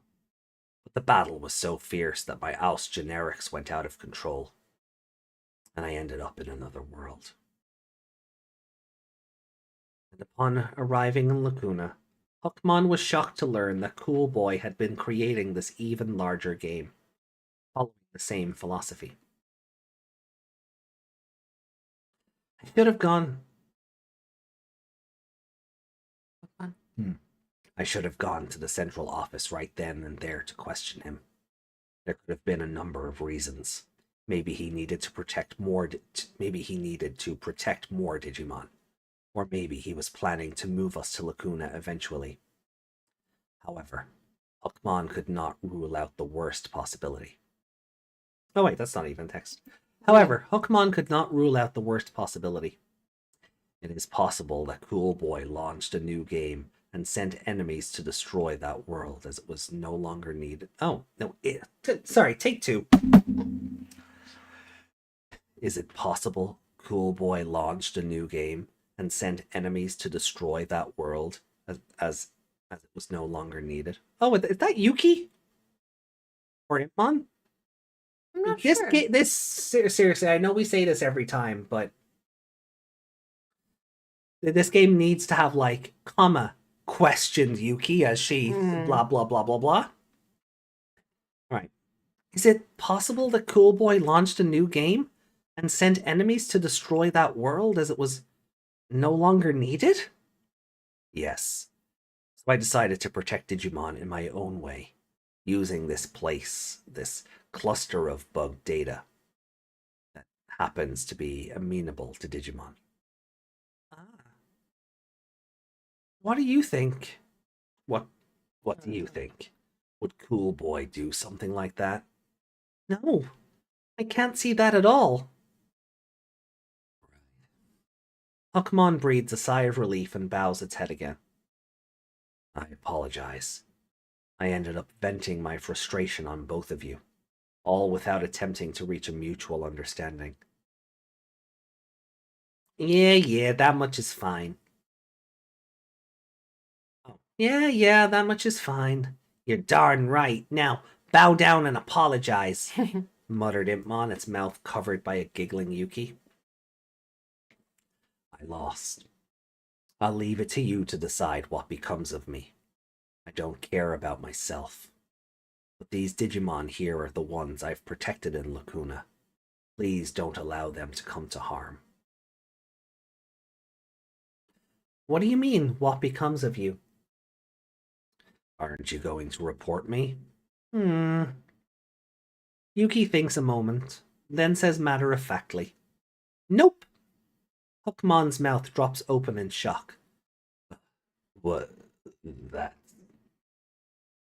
Reporting that stuff is my job, but I've decided against it. That's that. Yeah, Yuki's that type, so give up. Impmon sighs and pokes Huckmon with its elbow. If one day you feel able to trust Cool Boy and other humans, come visit us. Thank you. Huckmon bows deeply, and Yuki smiles. Oh, but is it okay if we come to play from time to time? Certainly, you may. Spurred on by her smile, Huckmon smiles too.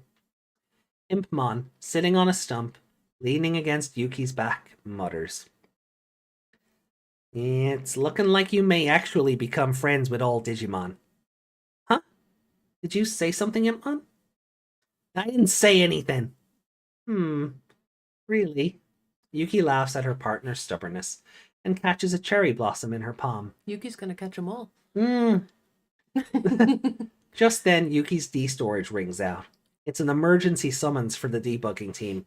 Digimon Liberator faces its biggest crisis as an army of Imperial Dramon launches an attack on Lacuna. Yuki, this is... Yeah, let's go. Huckmon? We'll be fine. Our sanctuary is safe, and we can protect any wild Digimon in danger as well. So go on and save the world. At those words, Yuki and Impmon nod at each other, determined. To be continued. Ooh, okay, so connecting it to Chronicle, I didn't see coming. I always thought Cool Boy was just a reference. But he's actually the other Cool Boy. Mm. Which makes me wonder, we got not a reprint, but we got a card recently. And again, I don't want to be fantasy booking myself here, but we got a card a while ago.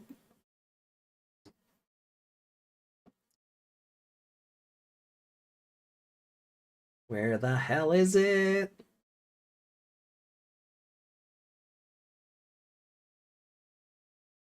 How far back is a while ago? Oh, like around here.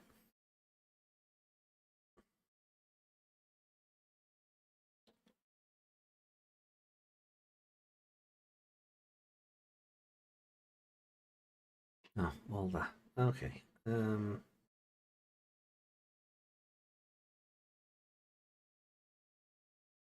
Where are they?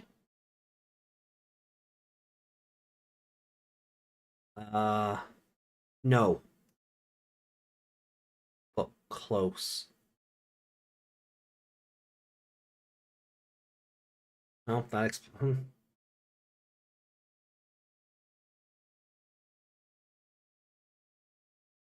scroll.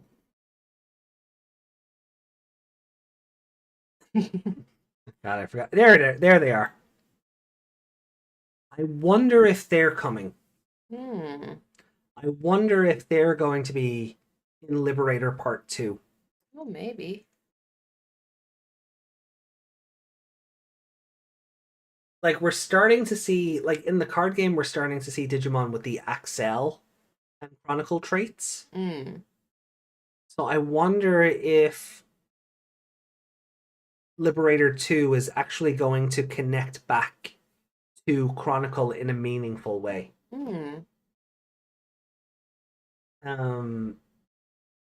I don't, like, I'm not... I don't think this is, like, fantasy booking worthy. But it's interesting now that they have kind of gone, oh yeah, he created a whole other game and then just pissed off. Yeah. Which I don't like. That's weird enough in itself.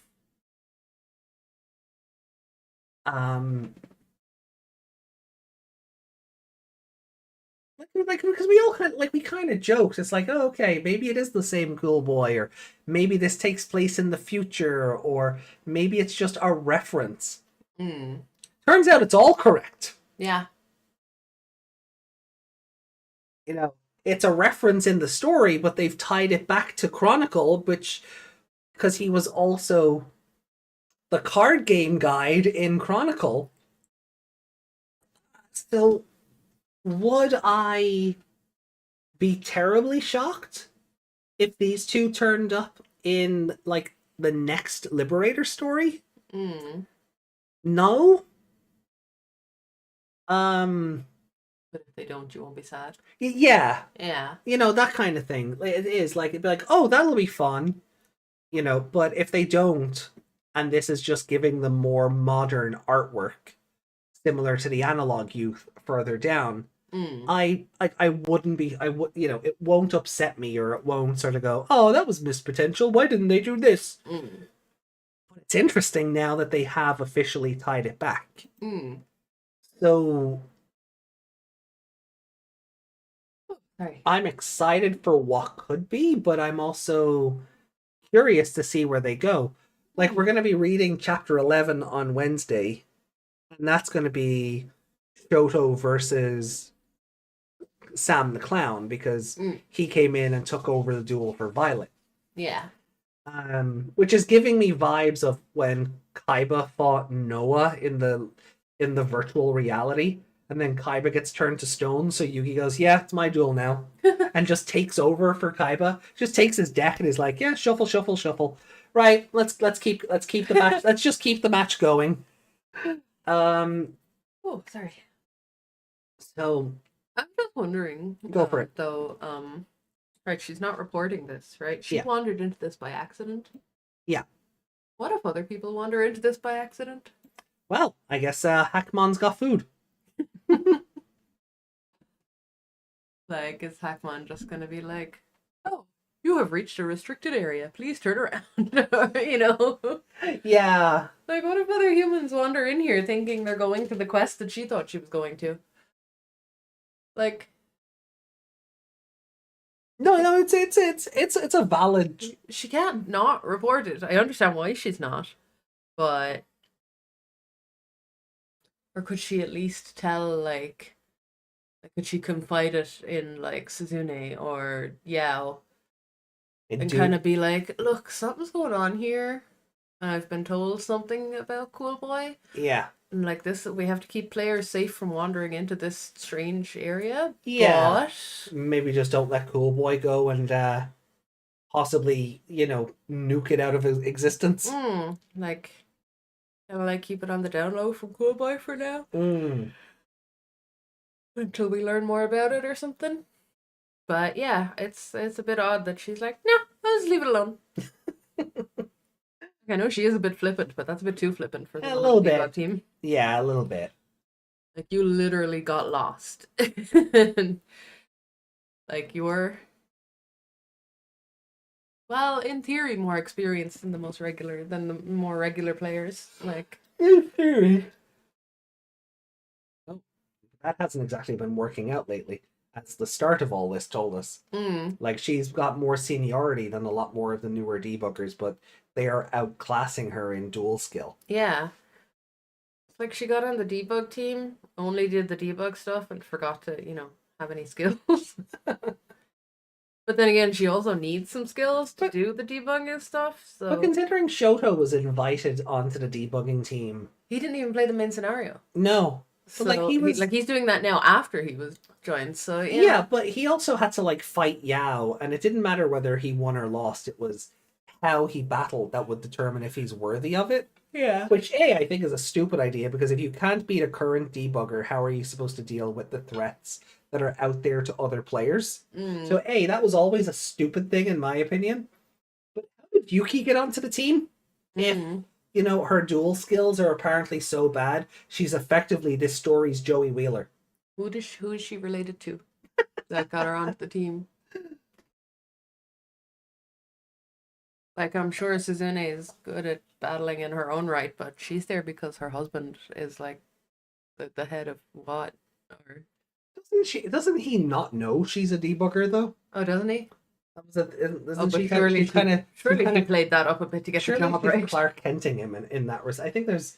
I'd have to go back and look at the character profile, but I'm pretty sure... Because they're not allowed to tell other players about their existence. They're kind of Power Rangers in that regard. Like, don't reveal your identity to the public.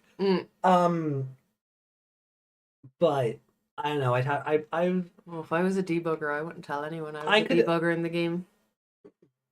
Yuki, I remember Yuki was a beta test player like Owen, but Owen at least seems to have the skills worthy of being actually on the debugging team rather than just oh, you're a legacy player here. You can help, I guess. Hmm. Like overall, it's a fun little story. I thought with the mentions of Cool Boy creating a different game and then just upping and leaving Hmm. is interesting, and I want to see how it loops back. We're not going to get another debug now until like May. So I am hoping that the comic between now and then fills in some of those gaps, Yeah. or like we get to see what happens if Hookmon and Cool Boy reunite, and Hmm. like what do we get out of that? Will Huckmon like join the fight against whatever's going on? Like if Coolboy turns out to be that guy or whatever. Yeah, Coolboy found her cute and gave her the job. Maybe. Yeah, she got pretty privilege. Like overall, it's not the best of the debug novels. It is nice to have No. something that just focuses on Yuki again, but Yeah, I feel like she's past this kind of story, but at the same time, this is also happening pre-Imperial Dramon invasion. yeah. So this happens, even though it's released later, this is happening before Chapter 10. Yeah. So I So- still feel like she should be better than that at this stage, yeah. considering how much time we've had apart from her. Yeah, if she had like leveled up off screen or something, I don't think anyone would have complained. Yeah, like especially with using Heavy Metal Dramon and all of them now. Hmm. Like you think she'd have some cool maneuvers she's, Yeah. figured out playing that deck. But She was still kind of failing when we got here. no, like she's failing against like starting area level NPCs. Yeah, even if they're like intermediate or, Yeah. whatever, they should still be below where she's at right now. Mm-hmm. Have they Yoshino'd her? A You little. were here first. You should have all the experience. Yeah, they kind of have in a way, haven't they? They've kind of Yoshino'd her. That's yeah. Like she's been on the team longer than Shoto, and like would Owen be Shoto's Toma? But she's been on the team the same time as like Owen in that regard, because they were both beta testers. But she's been around longer than at least Violet, Arisa, and Shoto, Yeah. and they're outclassing her to the point where Yuki is stealing Violet's catchphrase. Yeah. And I want to believe that's an admiration thing, but it just cheapens it. Would it be a thing where she just has been, like I would say, actually it would make more sense had she been in the picture, like I said. Yeah. Had she been hanging out with them as well. Oh yeah. Picking up her mannerisms, because Yeah, like if she was hanging out with her and Arisa and Close, and then went off to do her own thing, and that's how we get into this. That would have been fun. there could have even been a bit where she said something was super very good, and Impmon goes, "Oh, why are you saying that now?" Yeah. Yeah, that could have been cool. Boy. But it's as much as I do like about this, I don't feel like we've missed anything crucial. Like it's all going to be in the follow-up to it's all going to be about how they follow it up in the comic. Like or are we going to have to wait until May for Liberator like arc 2 or whatever before we find out what's actually going on? Yeah. So I hope this isn't just one of those plot threads that we come back to in 3 months and go, oh yeah, that was a thing. You know? Yeah. Yeah, I hope this all kind of ties together. Yeah. I put that on the right profile. I did. Yeah, no, I hope it ties together. Like, I know shit all about that game, but like, it would be an interesting backstory.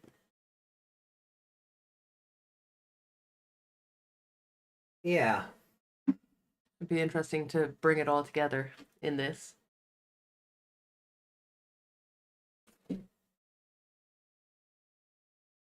We can find out what Cool Boy is actually up to. That would be nice. the tad. Like if they don't, they don't. If they continue on with this, that's fine. With the rest of it, that's fine. Yeah.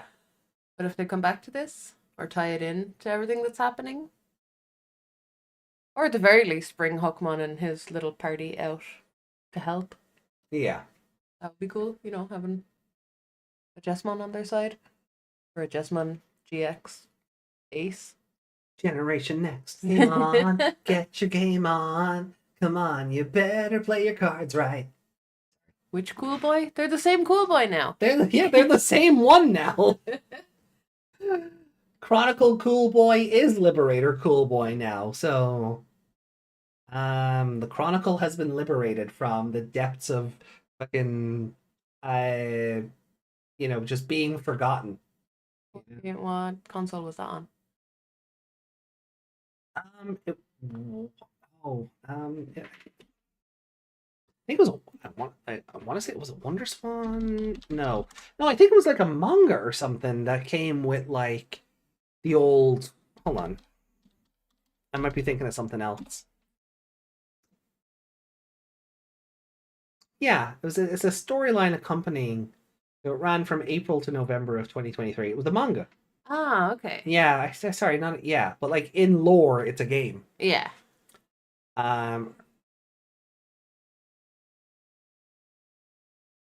Originally rumored to be a full-blown manga to replace Digimon Adventure V-Tamer, it eventually transpired to be mostly prose text printed in booklets, which accompany the Pendulum X digital pets.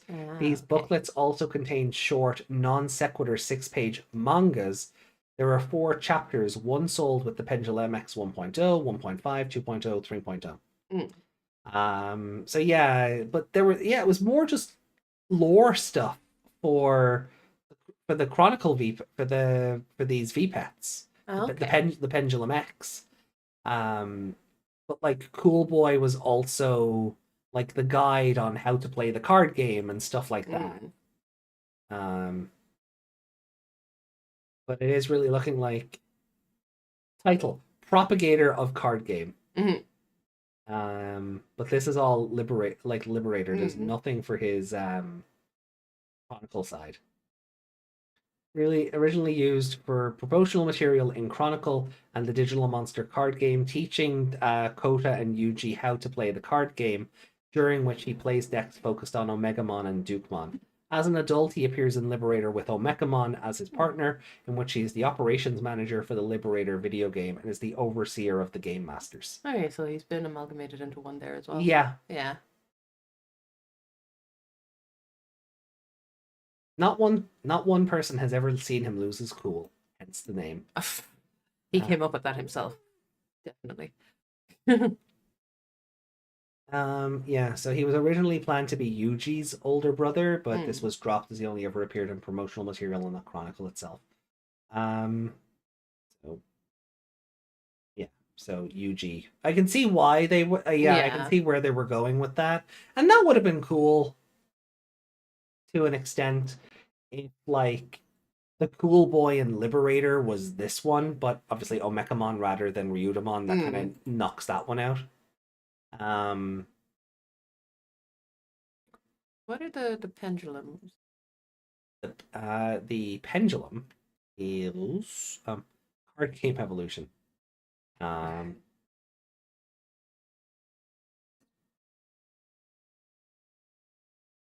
Let's where's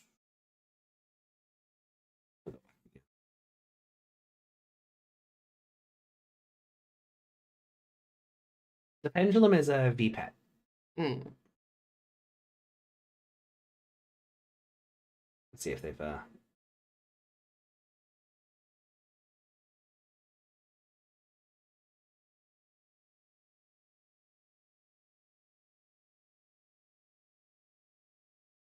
okay. Yeah, so these ones that they're holding on the card, they're kind of similar to the Excel. You've seen the Excel because people were like, "Oh, hey, AG has that on his tray," and you know we've seen it in other stuff.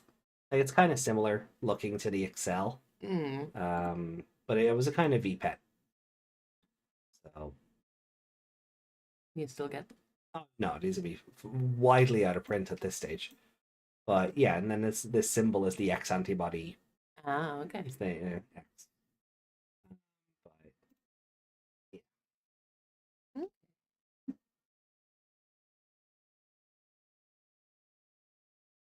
So yeah, and again, came in a variety of colors. Mm. Oh, and those are the books with them then, are they? Yeah. Yeah. Which just give you lore and backstory and yeah.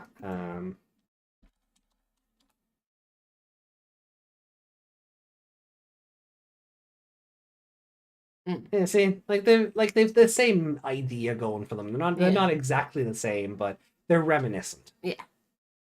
You know, this one's played vertically, the other horizontally, but Yeah. like it's reminiscent. But yeah, but it's still fun that they're kind of amalgamated it all. I do like that. It's good incentive to kind of read up on the Chronicle stuff and get an idea for that. So that might be something we can do. Like if there's a down period, like I don't know if Liberator 2 is just going to run concurrently from this, or if there's going to be a break in the story and then it will come back. But like we are going to be in a situation very soon where we don't have 2 anime to do. Like it'll be Adventure 02 and then something else. Yeah. So I don't know whether we start breaking up Liberator. So every 2 weeks we do Chapter 12 Part 1, Chapter 12 Part 2. Yeah. That's an example. But we could but by the time we actually get around to finishing the adventure animes, we could already be in Liberator Part 2, you know, so we will have a moment. Maybe it may just be something to look at when we get to Adventure 02, that on the weeks that we don't have a novel or Liberator, we can just look at these other like ancillary aspects of the franchise and kind of see like what else is out there in terms of like the greater lore or the greater multiverse or whatever. Especially now there's incentive to do that now with Chronicle because this novel has tied it back.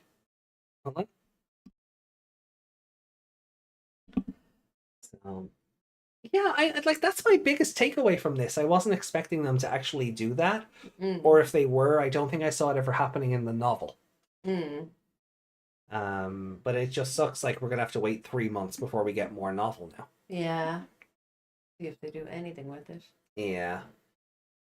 Just overall, I suppose between Debug 8.1 and 8.2, was there anything in particular for you that you kind of wish we got more of, or was it kind of just enough, or like what? No, it's just like I said, Yuki's kind of. I don't want to say she's disappointing. Okay. She's not disappointing. Yeah. But I feel like she should be better by now, and that I feel like we should have seen more skills rather than just. Yeah. I'm just gonna go at it full throttle, meaning I'm just gonna throw everything. Yeah. You know.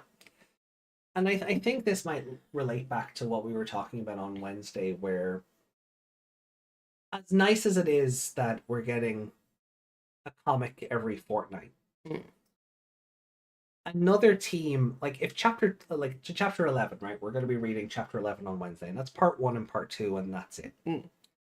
Maybe there could have been something where you get 4 parts a month, and you're catching up with the other side as it's going on, and the novels then become supplement to other stuff. Yeah. So something like this you can refer back to, in chapter 9 part 2 or 3, this is what they're referencing here, or novel, like in theory a novel should be easier to put out because it's more text.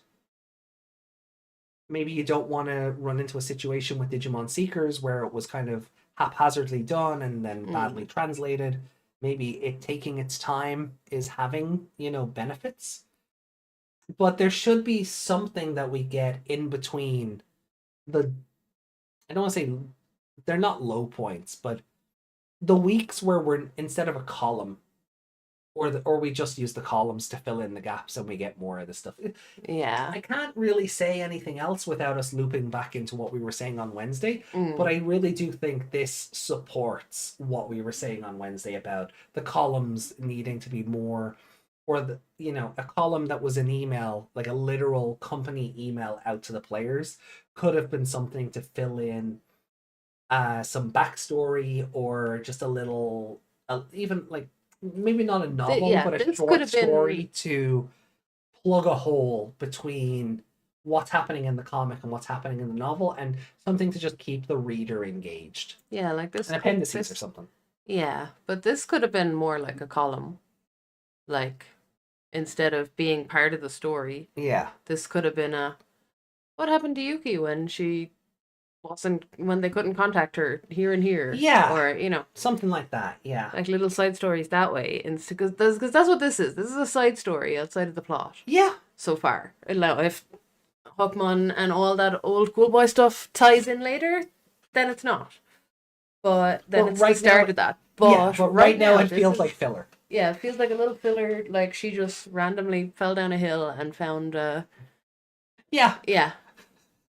And then she climbs up She- off the hill at the end, and it never ever happened. Yeah. Because she's not going to tell anyone it happened. Yeah. No, and that's the worst part. It's because of the, oh no, I won't report you. Mm, This never happened. Like, Yeah. it is very fillery through the looking glass shit. yeah. Yeah. All right. Well, guys, look, we're going to take a quick BRB. And when we come back, then we'll get into comments, we'll get into Discord stuff, and then we are done until Wednesday. Yeah. So, yeah. So we will catch you guys in a little bit.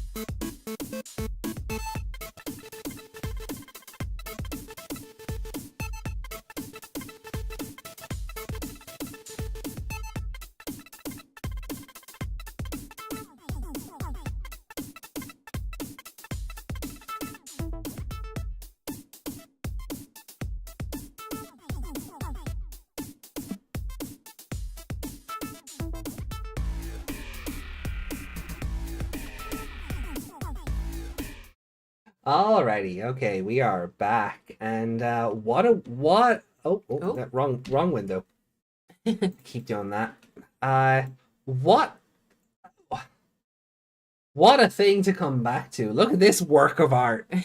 Holy moly, this is amazing. Wow. Uh, I had to do a double take though, because I'm always picturing the casual one from that one artwork, oh yeah, and then I forget that's not what she really looks like. She's not really just sitting around in a t-shirt. you're just forgetting about all the armor. Yeah. I think she's in like a t-shirt and jeans in that art. Yeah. But this is so good. Oh man. Trying to get like a lot of these new promos is going to be a bleed on the wallet and resources. Like, holy fuck. Oh, you're really zoomed out on Discord there. Yeah, because it made the pictures so much bigger. Yeah. Like if weird. I zoom back in. Yeah, well, it didn't. Yeah, it's weird. It's giving it like a. Yeah. Oh god. Yeah, that's Just really restart. weird how it, like, instead of just filling the screen like it should, it's giving it like a border almost. Yeah. So well, we have new memes. Oh, we do have new memes. Okay.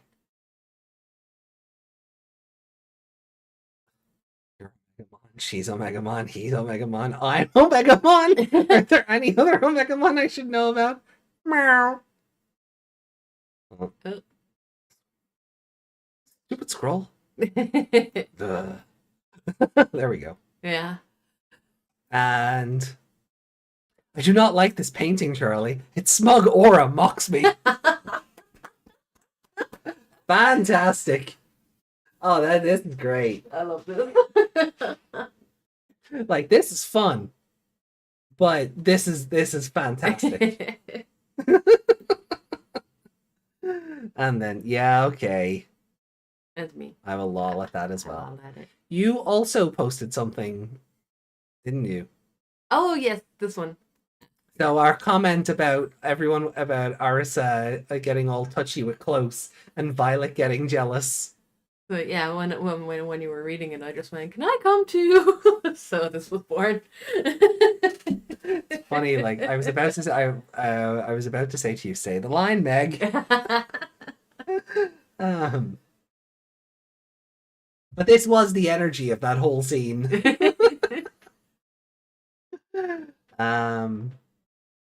Where is the? Oh, is the Goblinmon not in there? Did I not post him in there? Did you put him in the? Is he in here?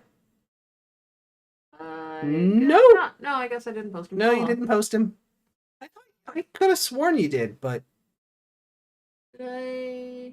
I didn't post him in regular adventure, did I? Nope. No. I was pretty sure you posted the image of the Goblimon without his eyes. Oh no, that's from. Well, you didn't put it in like regular memes by mistake, did you? Did I? Like I posted it on Blue Sky, but I thought I put it in Discord too. Nope. No, you just forgot. Silly Meg. Hmm. It's further up in memes? Really? Is it? How far back is it? Oh, there we are. Oh, there he is. Okay, I guess we did show him. I guess we did do it. I show that one off on Wednesday. Yeah, Yeah. that went up on the 24th. Oh, okay. Maybe I was just thinking of the new one. Mm. Well, these have all been fun. I do like the lemon one. The lemon one is the lemon one is Yeah. very funny. This one is glorious.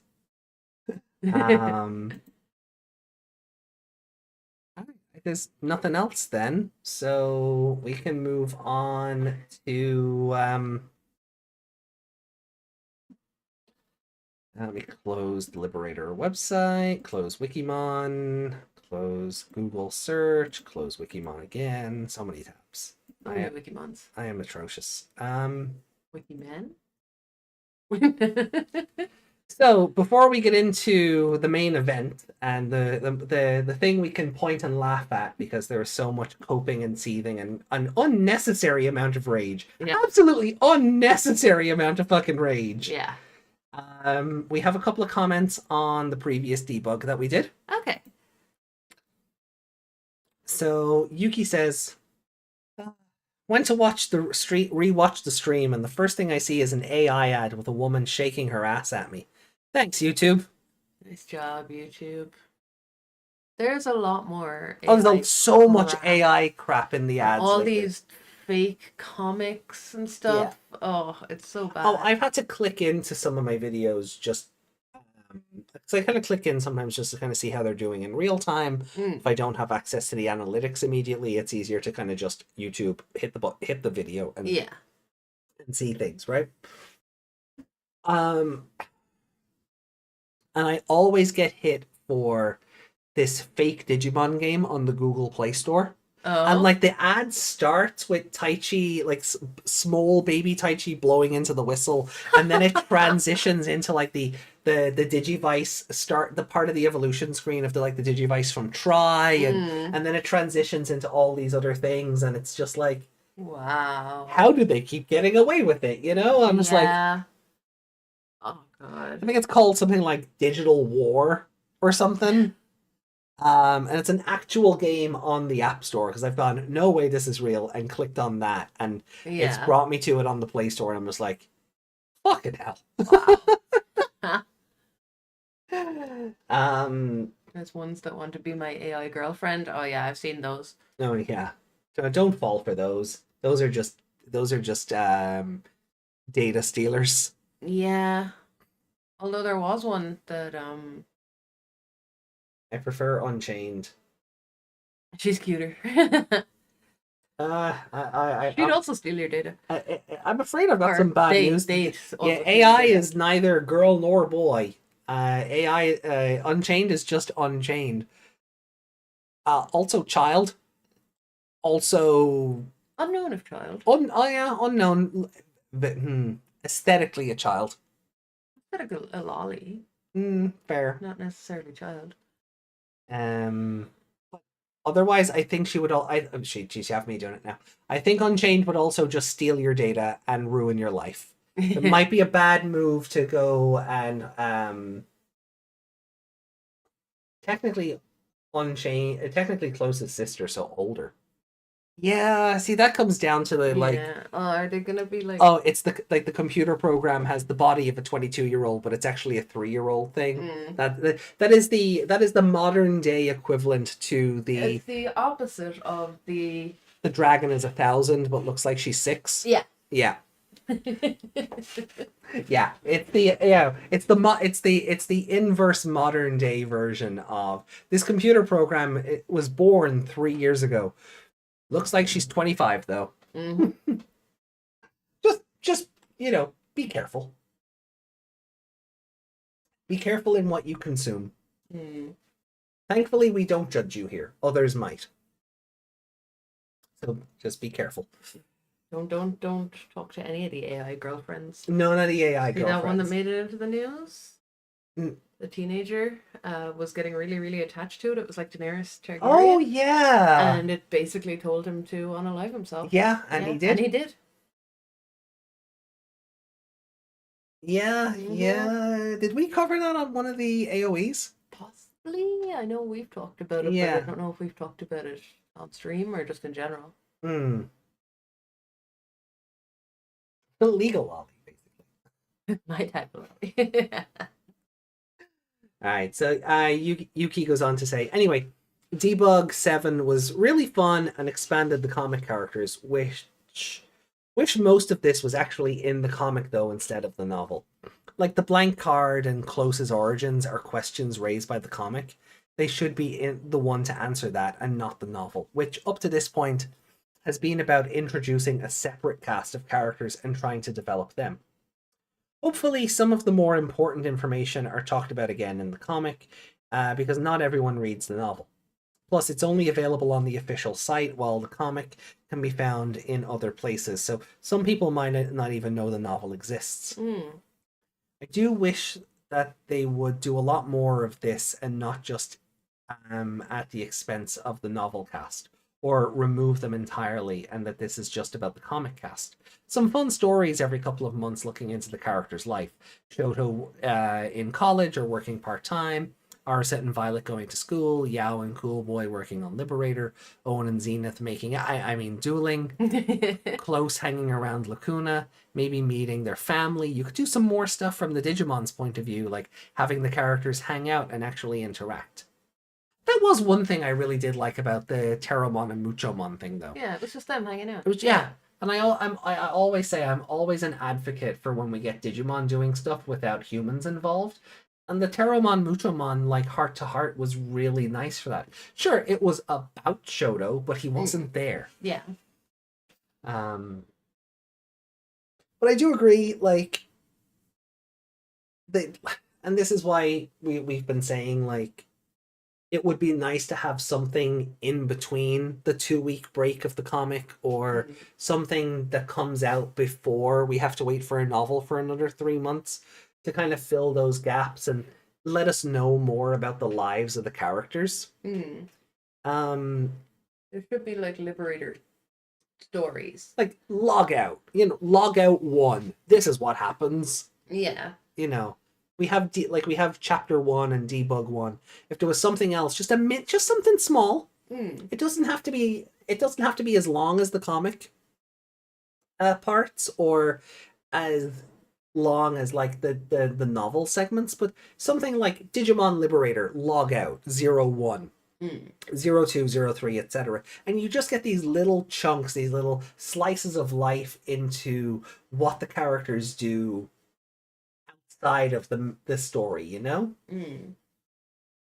They failed the digital Bechdel test by talking about humans. Oh, the Bechdel test. What a load of crock. Funny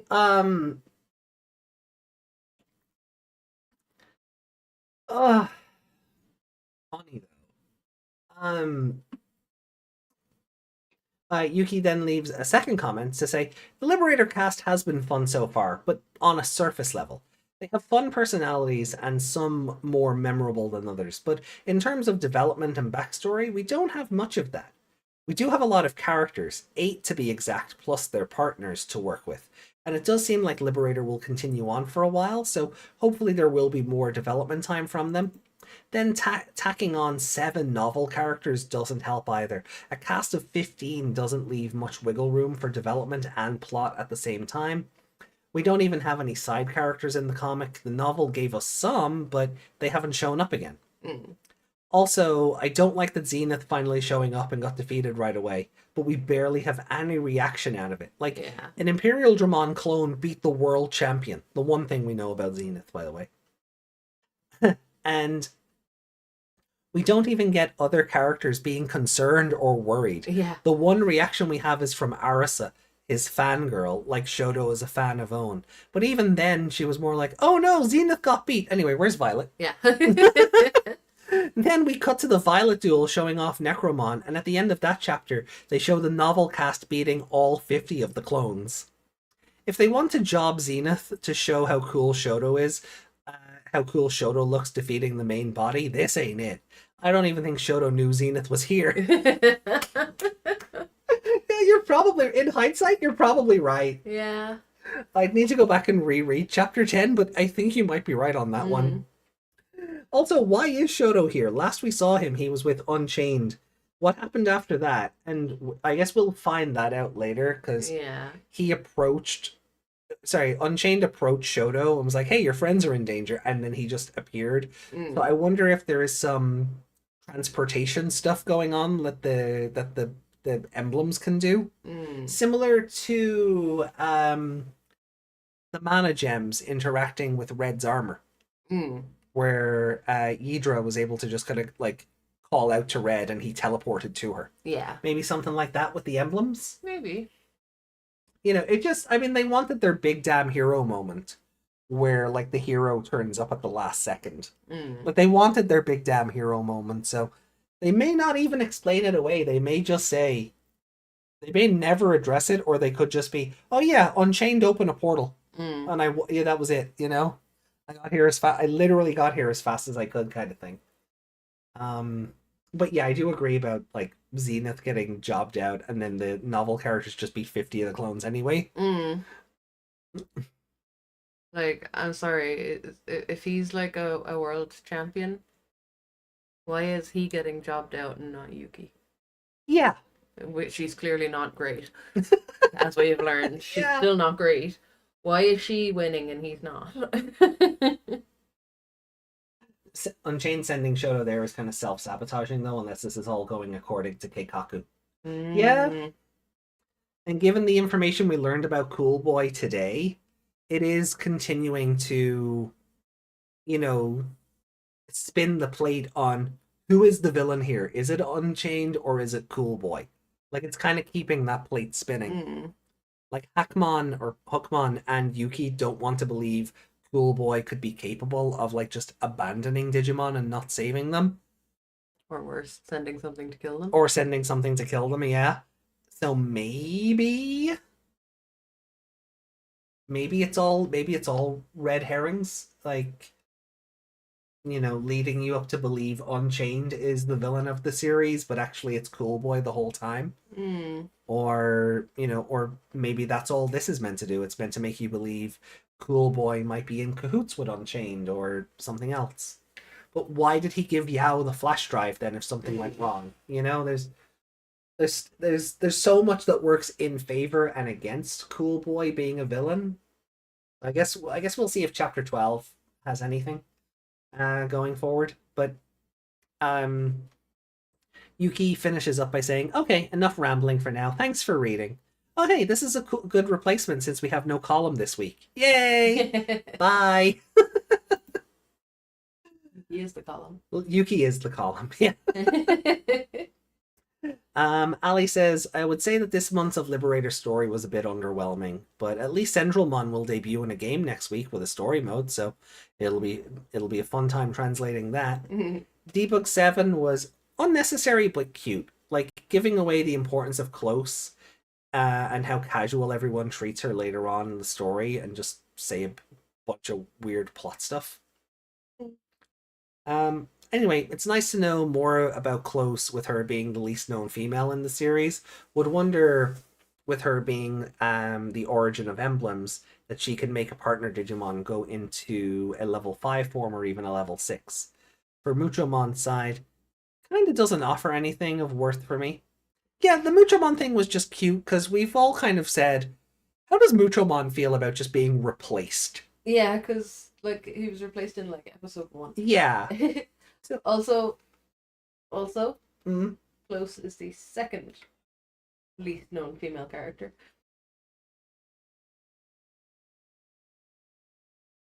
The first being. She's so unknown you can't even remember the Goggle Girl. Oh yeah. Oh yeah, Aris's sister. Yeah, yeah.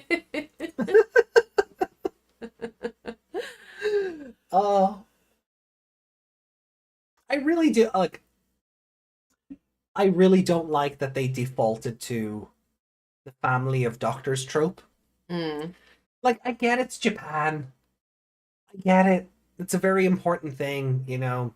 Family of doctors, a family of, you know, fishmongers, a family of, you know, there's always go in the family. There's a legacy of, Yeah. There's a family business like trope almost to that in the storytelling. But I just feel like maybe it's just because we had just watched the Joe Fry's episode. I was like, oh, you know, I want to be feel like I'm being forced to be a family doctor. I used to go to this restaurant where nobody could judge me, and I was you know, away from prying eyes. And then on the Adventure Prime show, we were about like Joe's brother being like, yeah, this sucks, but like maybe I'll go be a doctor overseas and then I won't have the pressure. Yeah, you know, it does feel like it's just there constantly. Yeah, even though it is only those technically 2 instances, because they're the same people. Yeah, in one set, but and then in Try, when we get there, we're gonna have to go through it again. Yeah.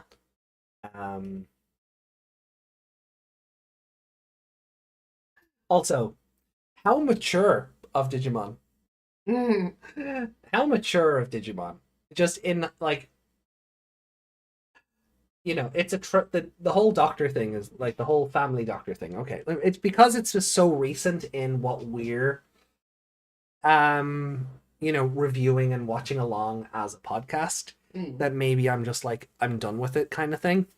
But also, when we get to our highlight of the night, Digimon having such a mature storyline of both brothers feeling like their arms are being twisted into being like, into carrying on the family legacy is something we should keep in mind for when we get to the main event for tonight. Just hold on to that. Just grab it, hold it, because we're going to address that in a couple of minutes. But yeah, the Muchomon side, I think it was just there to be cute. Yeah, again, something that didn't need to be in the novel or the comic. It could have been a side story. Yeah, it could have been my logout idea. Yeah, that's just it. The novel needs to be the novel, not here's a flashback to something completely unimportant. Yeah. And unfortunately, that's what Debug 7 and 8 are. They're flashbacks to events that have already been referenced in the comic.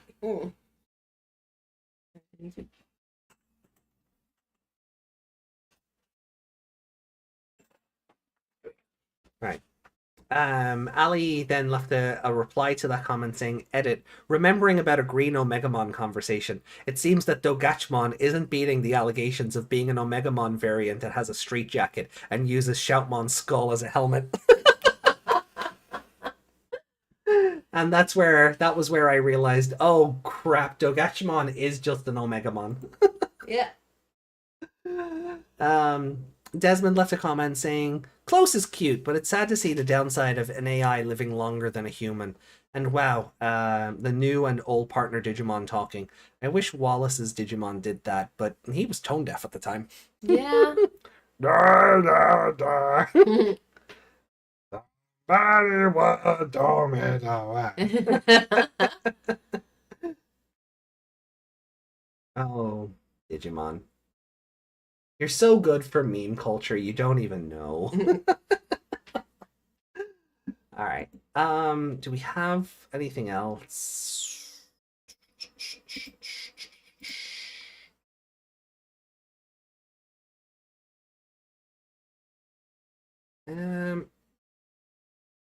No, I think we can get into the other thing now.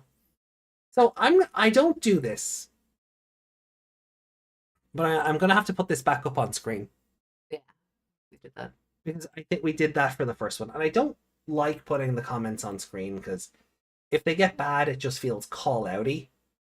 I mean, but them publicly. But if you're if they're public comments, we will address them on the podcast. Fight! So. Yeah, no, just on that, we are not encouraging anyone to go after this person. No, do not. Please do not. Like, if you want to leave a comment with your response to what they've said, that's up to you, but we are not encouraging anything like that. No, please do not terrorize people. It does no good, and it just makes everyone else look bad. Like there are no winners in dogpiling. Mm-hmm. But this is a unique situation. It relates to something that we're passionate about on this channel. Yeah, that's it. It relates to something that we're passionate about, and I don't want people going out and dogpiling this person. Don't do that. But I want to respond to this, and I don't think text is the way to go about it. So we're going to treat this like we read your comments normally. We're always happy to see your opinions, hear your feelings on the matter.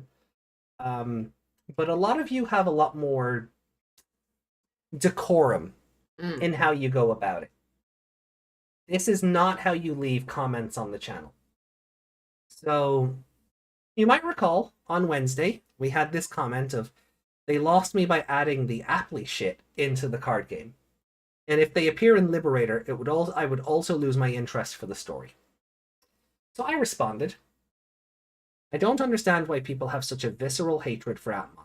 What was it about the show you didn't like that you feel like it hurts the card game?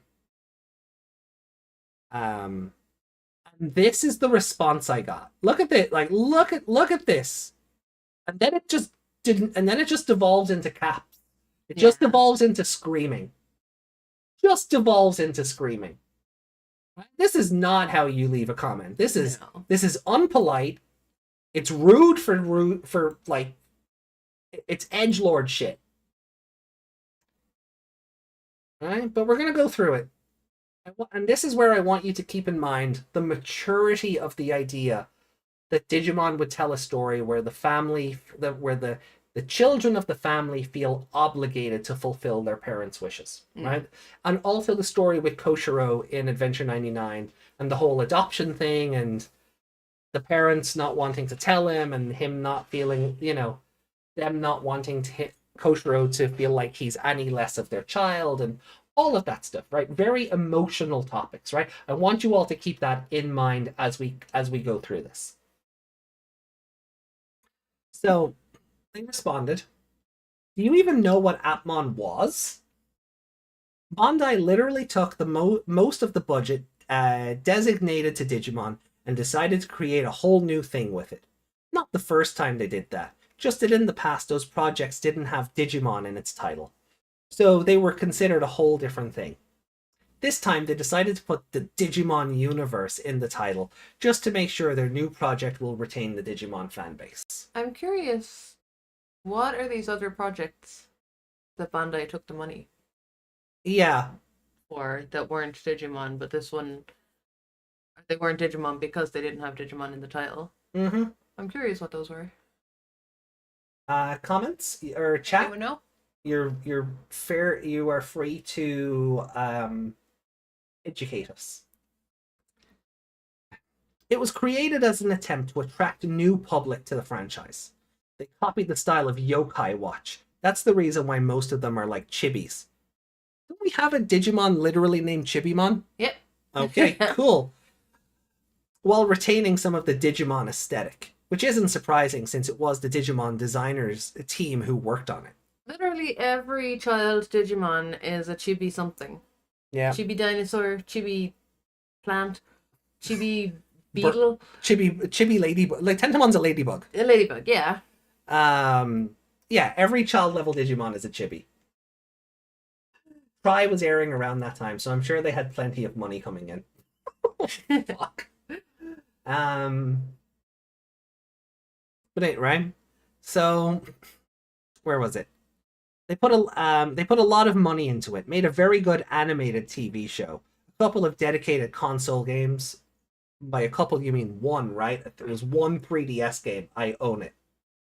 They made it its own card game, and they designed more than 100 creatures for it. It was going to be a Digimon alternative or substitute. The thing is, no one gives a fuck about it, right? Stop right there, right? You don't go dropping F-bombs and S-bombs in my comments section. It just makes you look like a tryhard. Yeah, like when you can complain about things with it. And You I can- say that as someone who swears all the time. We swear, but I always like to think we swear comedically. But this whole next part But this is just grinds my seething. gears. But this Yeah. this whole thing is just seething. Right? They didn't get the attention of the new kids, and it was unpopular even in the Digimon fan base, which is logic, since Digimon fan base is sick of Bandai attempting to do new shit with the franchise and wasting money on bad decisions. I want Taichi to be Ash. Yeah! That's what that screams. Digimon hasn't been really Digimon since Tamers. That is what this reads, right? This is the shit we talk about. Just because the same idiots always try to be loud about how much they love Atmon, doesn't mean it was popular or loved. Just because some people talk about how much they love Atmon doesn't mean it was loved. Mhm. That is called a contradiction, my friend. Also, my question has not yet been answered. Yeah. He's given me a bunch of diatribe about how Bandai fumbled the franchise. That's fine. We talk about how Bandai fumbled the franchise every week. Yeah. Absolutely fine. But there's a It's lot not of a there's a total- lot of coping and seething here. And like I said, it made a very good animated TV show. Did you watch it? Did you watch it? Or did you just look at the 3D models and go, yeah, that's cool, Mm. but not bother? Or like everybody, did you only watch the episode War Greymon was in? Mm. Because I know Cross Wars, there's a lot of people who only watched the crossover Yeah. and didn't bother with the rest of it. I mean, Hunters, that's fair. But I still feel Cross Wars The rest of Arc Cross 1 Wars and 2, deserve to watch. you should Yeah. watch it and form an opinion on it. I feel like this person doesn't like Cross Wars either. Oh, God, yeah. This is why one of my responses was decidedly pointed. Anyway, the years of Atmon were some of the worst years for the Digimon franchise, and since Atmon was a failure and they wasted too much on it, Digimon suffered the consequences. The next two Digimon TV shows were extremely cheap. Adventure 2020 and Ghost Game animation was bad. Even more if you compare it with how good Atmon animation was. None of them counted with console games to promote it like Atmon did. Again, Atmon had one game. None I'm of sorry, Digimon suffered the consequences. It didn't suffer if it got 2 more TV shows out of it. yeah, When they have money, they don't make TV shows. right. So is it Ghost Game's fault we've gotten Seekers and Liberator? Because that's the logic. Atmon was so bad we got a 2020 reboot and we got Ghost Game. Appmon was so bad we got 2 new anime. But a try. Also, we got Try, yes, When did try happen? around the same time as Appmon. Right. Like, So it couldn't have been Try that killed the franchise. like it no, had to be like Appmon. Try, like while Appmon was airing, I think Try came out like every 4 to 6 months. Okay, yeah, because that was movies. Yeah. Yeah. Right? So in and around the same time frame, right? So Appmon was so bad, we got Digimon Try, we got Digimon Adventure 2020, and we got Digimon Ghost Game. Mm. Since Ghost Game, how much anime have we got? Mm. We got a very badly translated novel series, and we got a kick-ass comic book series. Mhm. We If could they have- could agree or argue, Appmon was bad that they had to go back to Adventure. Yeah, but here's the fun part about that, right? They gave the fandom what they wanted, and the fandom still said no. Yeah. Thus, proving our point, the fandom does not know what it wants. Yeah. The fandom does not know what it wants. So I digress and I continue. Oh, like it's just funny.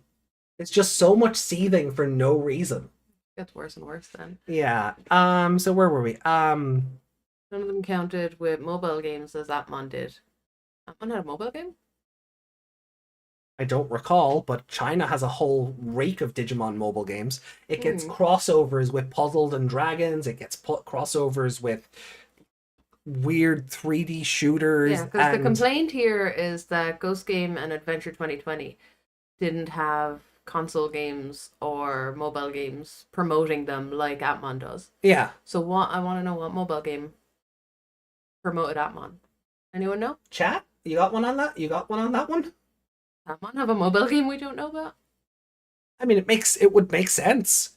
Yeah. If any I feel like we'd know it. if any Digimon series would have a mobile game, It should be it Appmon. should be Appmon.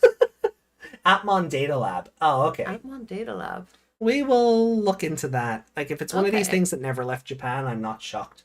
I have forgotten about it.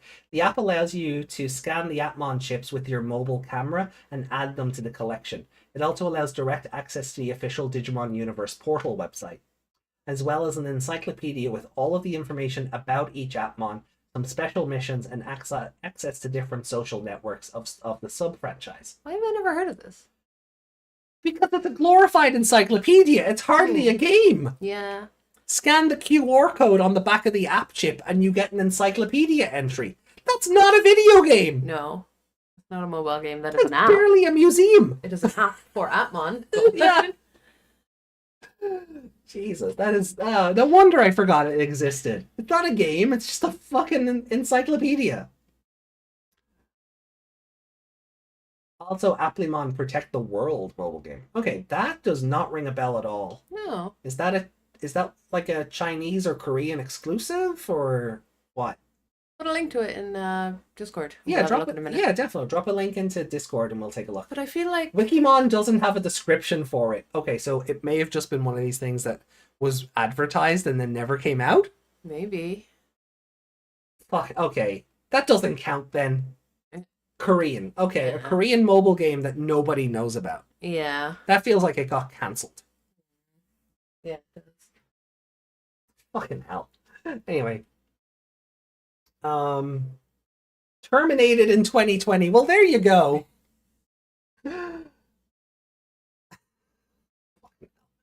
Anyway, where are we?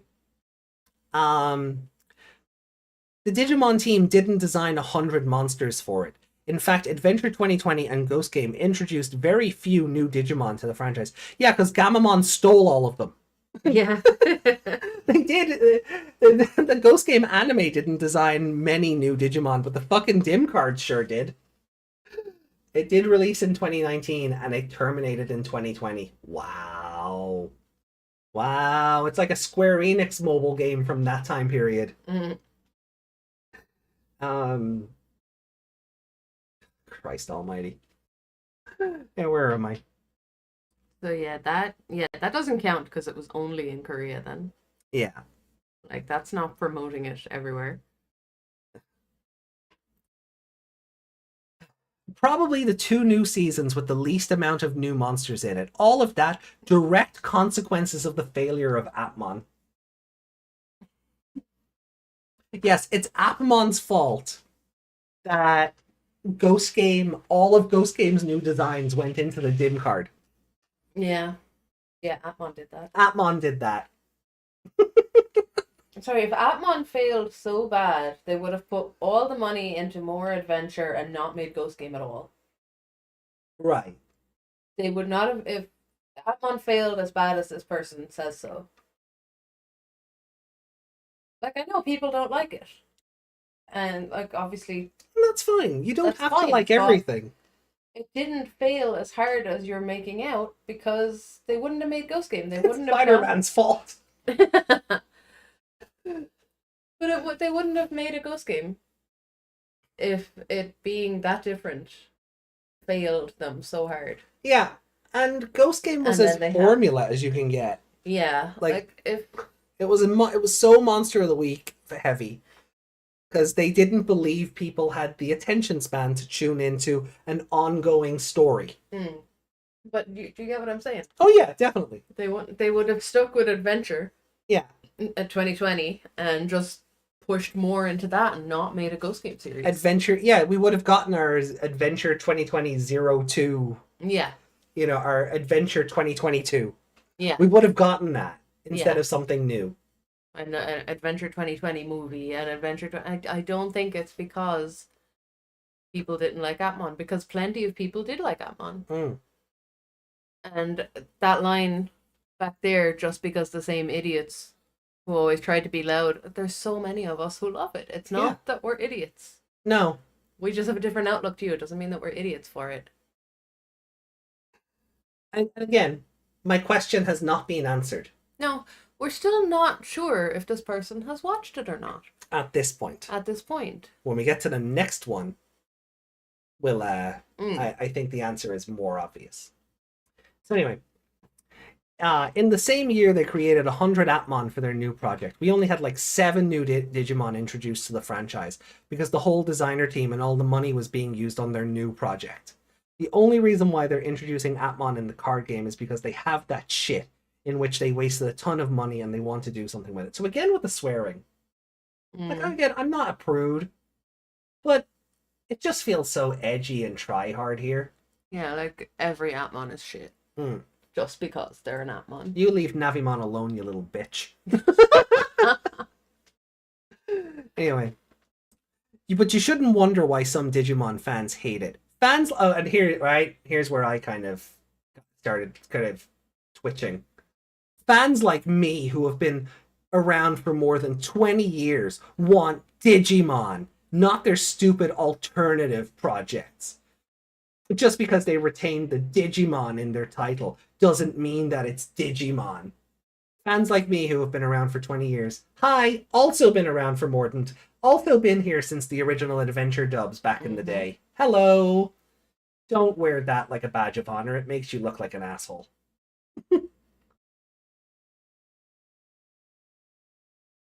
But again, my question was not answered. Right? Also, Atmons are not Digimons. They don't feel like Digimon. How do they not feel like Digimon? They are digital creatures. Yeah. Made of data. They are digital creatures made of data. Why did they not How do they not feel like Digimon? I don't. I mean, Ali said it best. Atmon are Digimon, but Digimon are not Atmon. Yeah.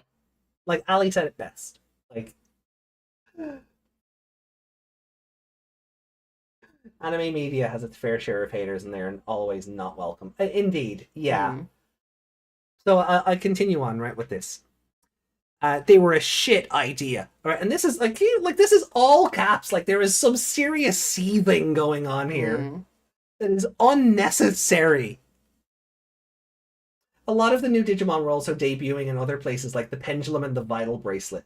Like, if it wasn't for the COVID delay, some of those Digimon might have debuted in the anime before the VPET. Right. You have to remember there was a fucking pandemic 3 years after Atmon debuted. Yeah. You know? Before Atmon, right? So we only had like 7 new Digimon introduced, right? Or the year before, or the year before that, what would be the average amount of Digimon released Like brand new invented Digimon. That is a good question. Like it depends on if there was an anime that year or not, right? It depends on whether there was an anime or a new V-Pet they were trying to sell. Because, like, But I feel like 7 brand new Digimon is a lot of Digimon in 1 year. yeah. And especially now with, like, New Century, it gives us, like, new Digimon. It gives us, I feel like New Century gives us, like, 6 new Digimon, like, every couple of months. You know, I feel like... And I feel like that 7 new Digimon, like, that's not just 2 Digimon with a couple of levels. Like, that's 7 new Digimon that start at a baby and go all the way to... You know what I mean? Yeah. I feel like that's a lot. Maybe not a lot if... 2015 had 3. Mastimon, Meikumon, and the unnamed Meikumon rookie. Like, so that is the average. So if anything, so then 2016 you had 7.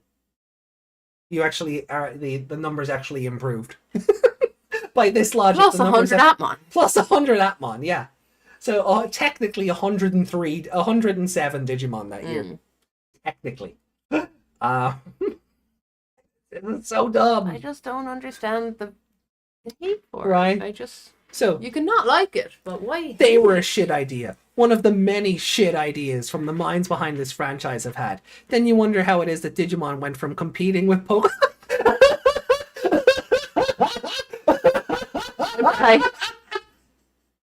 Don't I? Digimon and Pokemon have not been competing since 2001. Yeah. Pokemon won that fucking competition 24 years ago. Yeah. I'm sorry, Atmon is not the reason. Atmon is not the reason. Atmon wasn't even a thought in someone's head at that stage. Oh my god. Like, but this is like the fucking mental gymnastics and the coping and the seething. Oh, I'm sorry. The only reason Digimon the movie is the way it is because the people over at Fox Kids wanted a feature-length movie to rival Mewtwo Strikes Back. That is why it is 3 movies hodgepodged into one. Yeah. I went from competing with fuck off. Look, I love this franchise from top to bottom. It has its flaws, yes. But it was never going to dethrone Pokemon because it has been mismanaged since day one. Yeah.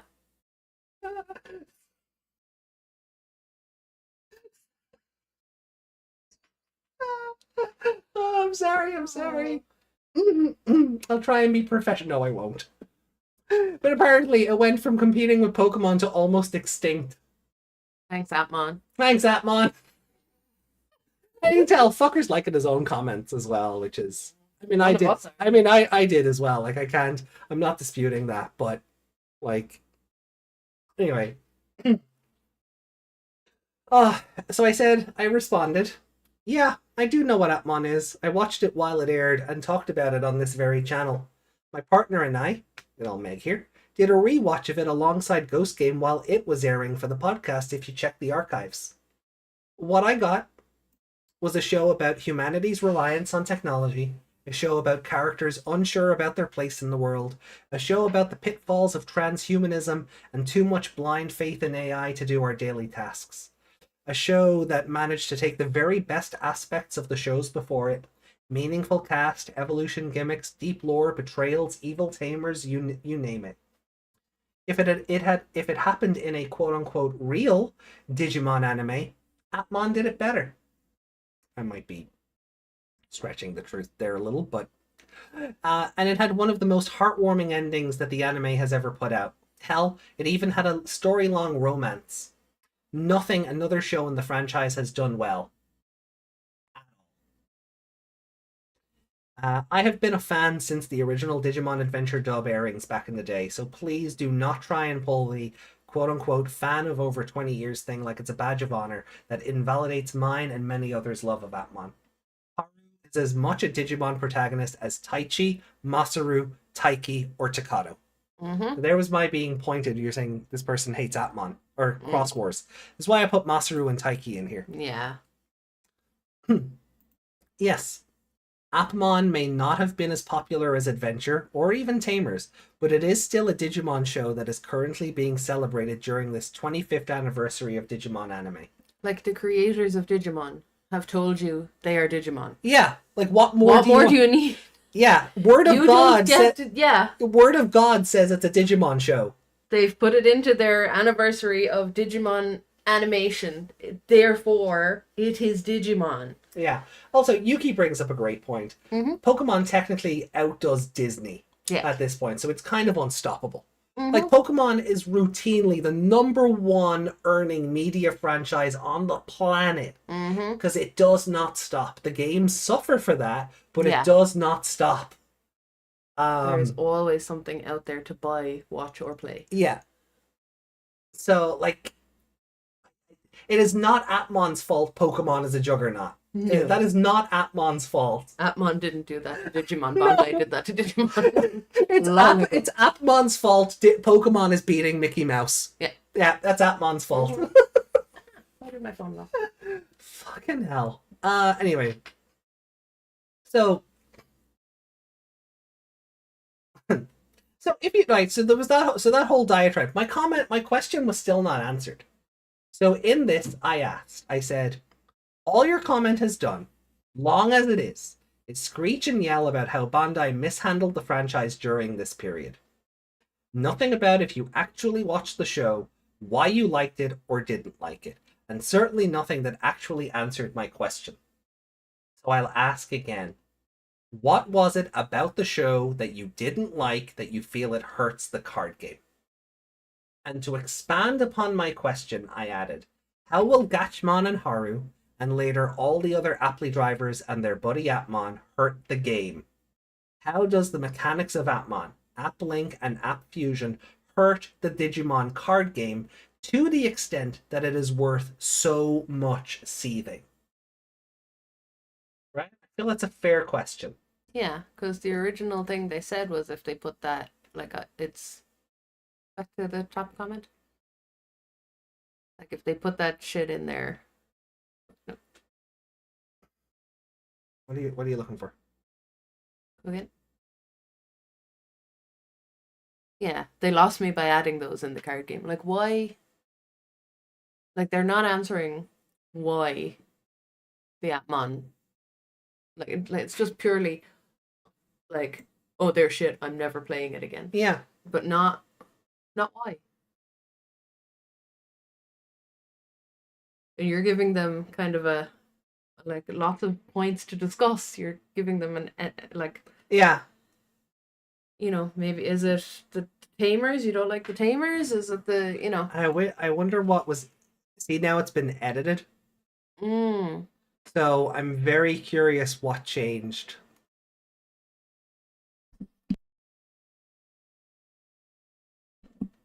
the second comment has been edited as well. Yeah. So this looks shorter than it did earlier. Anyway, I'm not sure. so they respond. I don't care if you watched it. I didn't ask your opinion. Bitch, you're in my comment section yelling and screaming at me. On the comment section of my video. You get my opinion. Mm-hmm. It's cool that you consider Appmon as Digimon as every other season. The thing is, the big amount of people who don't. Appmon was just one of the many mistakes the people behind this company made. Just another stupid decision that instead of approaching to new public, just divided the Digimon public even more. I think he means to say community. Yeah, I think he's trying to say instead of appealing to the New fans, it just divided the current current community. Yeah, and that is a fair point to make. I just don't think it needs to be, propped up by just like I feel like what feels like frothing at the mouth. Yeah, I feel like I'm being spat at reading these comments. Yeah, he's just like, it's a mistake, it's shit, but you're not telling me why. Mm-hmm. You're not telling me your reasons why.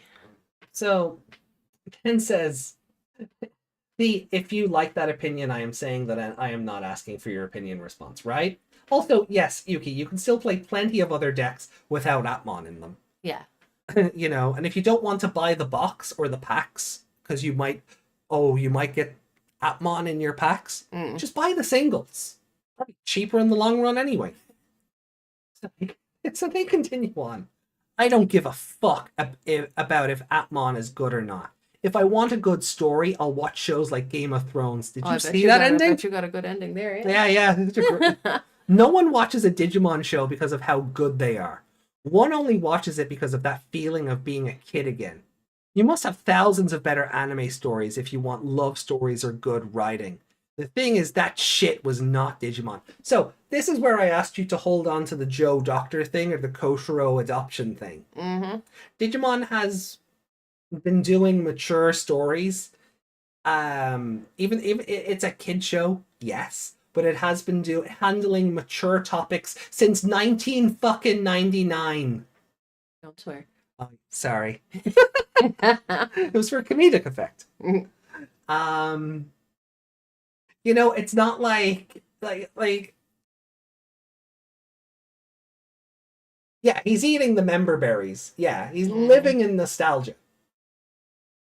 Right? And taking it out on everybody else who likes the new stuff. Here's the thing, you can like it all. Yeah. You don't have to hate one thing or the other. Especially with such vitriol. Yeah. But anyway. Oh, is it because Haru and Yujin were gay? Is that what they don't like? I am joking. I am not putting that on anybody. I am joking.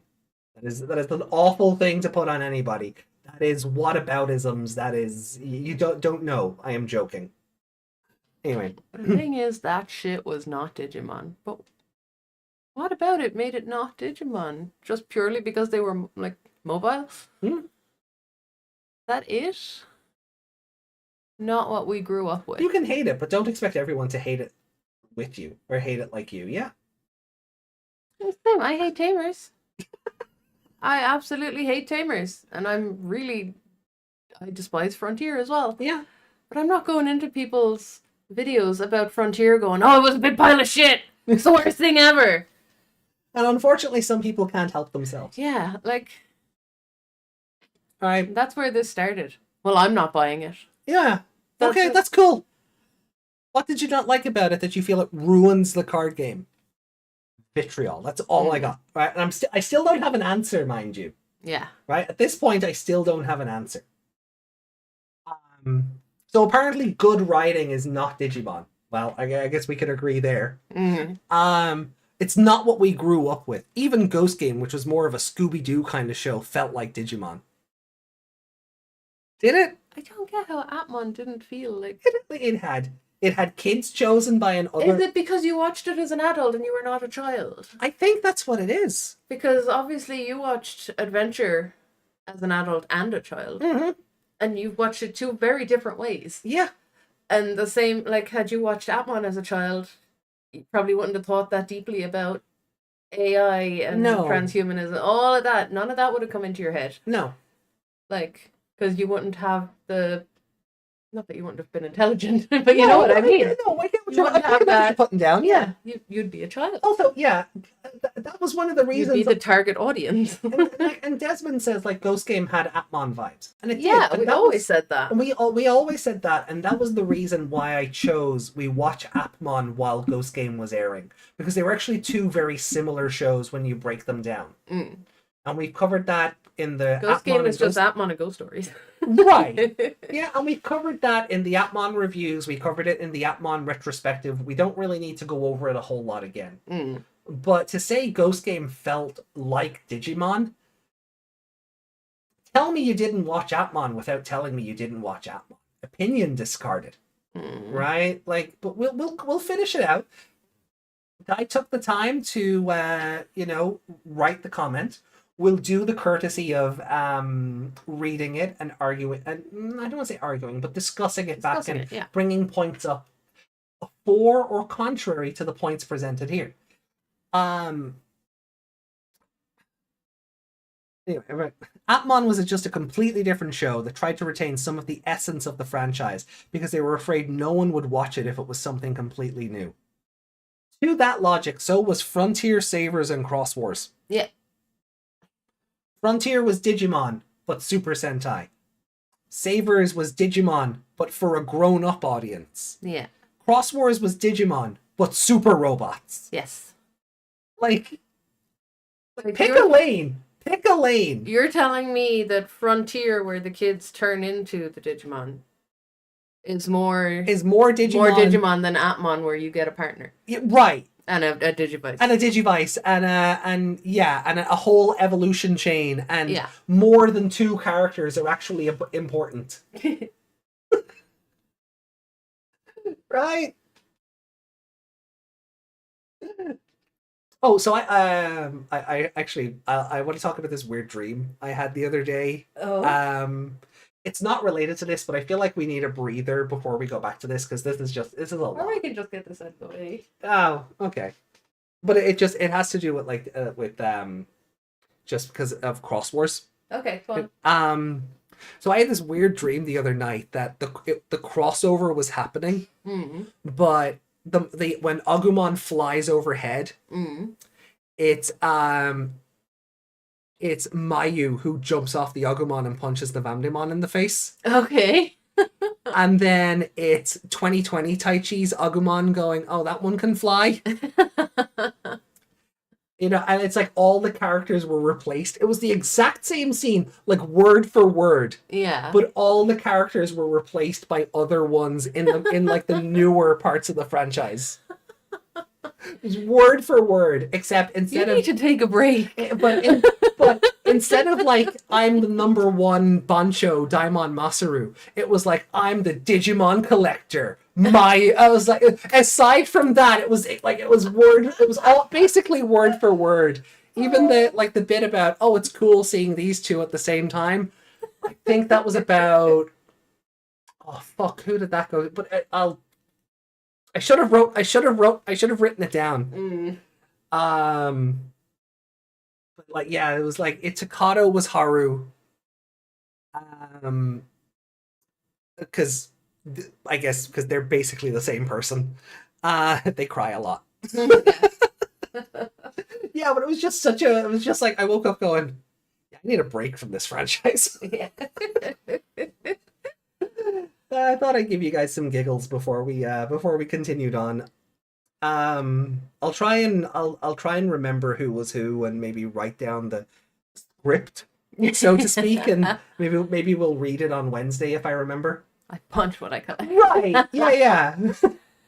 Like he punches the Vamdemon and then the tower of Vamdemon crashing into one another still happens, but then the Venom Vamdemon just become figurines. Yeah. And that's where I'm Digimon collector Mayu. I'm like, okay. Wow. See, new elements of this franchise are fun, and I refuse to believe that there is not room for everything. Anyway. So anyway, this person goes on. Not sure how you misunderstood my first message when it was so fucking clear. I said they lost me there. They lost my interest. What else of an argument do you need for me to be satisfied? What else do you need me to say to understand I don't like that shit, as most of the people who are part of this franchise's fan base? But did you watch it or not? Yeah. They lost you there. Did you watch Atmon it? haters still not beating the allegations they never watched the show. They lost me there. They lost my interest. So did you watch a couple of episodes and you didn't like it? Yeah. Why not just say that instead of going on a big rant calling it shit?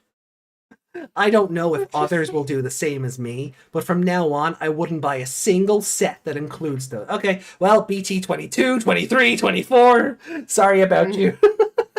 BT 21, I guess, yeah, that's not good. Alright, fine, fair enough. I'm not wasting my money on sets where 1/3 of the cards are not even Digimon, but that failed recycled shit. Again with the shit. Who are you, Vince McMahon? Recycled? It's unbelievable how after 5 years we haven't even had the full Olympus 12 roster in the card game. Not even every armor, but we're starting to give 1/3 of the sets to fucking Appley monsters? Oh my gosh. This guy has anger issues. Yeah. This guy has anger issues. Don't know if this would affect the card game. I can only speak for myself. I've seen some people criticizing this decision, but I can't tell if they were consumers of the card game or not. Also, I don't give a fuck. I was talking for myself. I'm not buying sets to accumulate cards of things I don't give a fuck about, and I'm not taking the extra job of trying to sell them. I'll just buy any specific card I care about independently and move on. You should have moved on from this comment section. Yeah. Jesus. And then liked his own comment. Dislike. Yeah, so opinion discarded. You didn't watch the show. Yeah, like, oh. Opinion and tirade entirely discarded. You were asked the simple question. If you hate Atmon, like, what is it about Atmon that you feel like hurts the card game? Yeah. That was not answered in any of that. No. I even broke it down to make it easier for you. Yeah, you were like, is it the Appmon, the app link, the app fusion? Because he could even say, oh, now it's convoluted because there's extra this and that, and you have to turn the cards this way. Yeah. No, it's just shit. Yeah, it's just shit and fucking shit. That's all. Yeah. Opinion, absolutely, 100%, totally discarded and also blocked. Because you're just not worth the hassle. I don't want to report you. I don't feel like that's. Mm-hmm. Also, why can I not? Oh, hold on. Do I have to do it from here? Yeah. Hide. Fuck you. You're just replying to yourself. Yeah. I know, like, Oh, it's the still comments are still there? the comments are still there, so. Maybe they're only there for you. Let me see.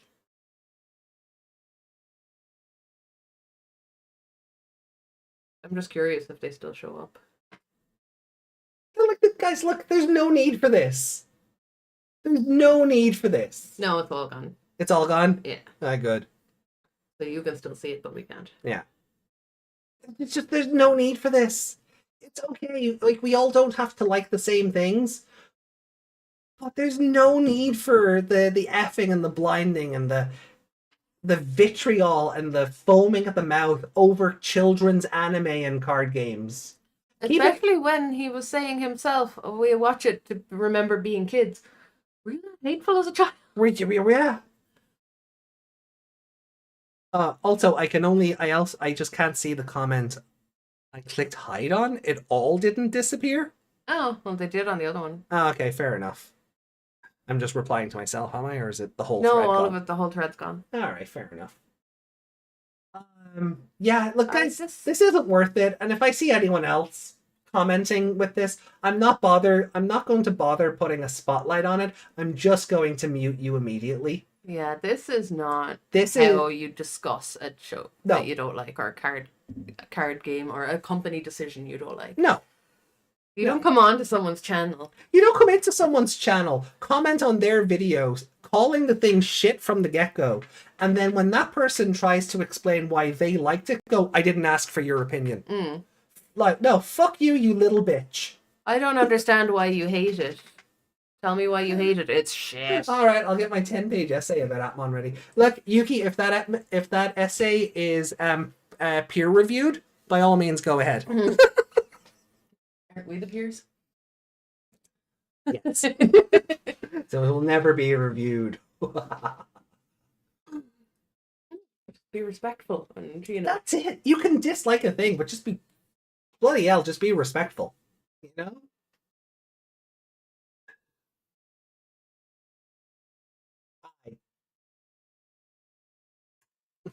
like, you're talking very civilly back to him. That's what I thought my original comment was. I thought, like, I could have been like, I didn't see the need to turn this into an even bigger screaming match. Yeah. You're like, I basically got told when the I'm a fan for 20 years thing backfired. I basically got told I'm a fake fan for liking Atmon. Basically. Yeah, he's looking for someone to agree. Yeah. See, bitch, someone agrees with me. And hi, we all agree with AJ. So Yeah. Or you could just not come into the video. yeah, if you hate Atmon so much that you're not gonna ever buy the card game now that it's in it, Yeah. you're not gonna read Liberator anymore if it's in it. I kind of want Machinamon to be an Atmon now. Same. Just because I know. Just to gatekeep people like this out of the franchise. I will gaslight girl boss and gatekeep your ass if you come at me like this. But why? Like, if it irks you that much that you're going to stop playing the card game, you're going to stop reading Liberator. Yeah. Why did you come into a video about it? Were you expecting me to be like, oh no, don't leave? Oh no, I'm Bandai. That matters to me. It's more fucking cards for the rest of us. Oh no, I'm sure Bandai are quaking in their boots that you're not going to buy, your 6 packs of cards a month anymore. Mm. I'm sure they're quaking in their boots that they've lost Bloodwork D2106. I agree with AJ for the most part. I'm still an Atmon separatist though, and that's absolutely fine.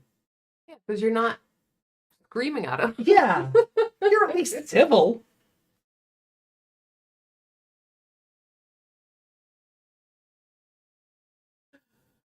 It's people like them. That's why I'm afraid that like these kinds of people might get anime banned.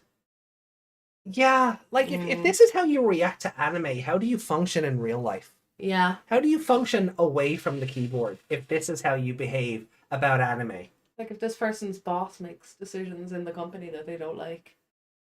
Yeah. Do the company message boards look like this? Right?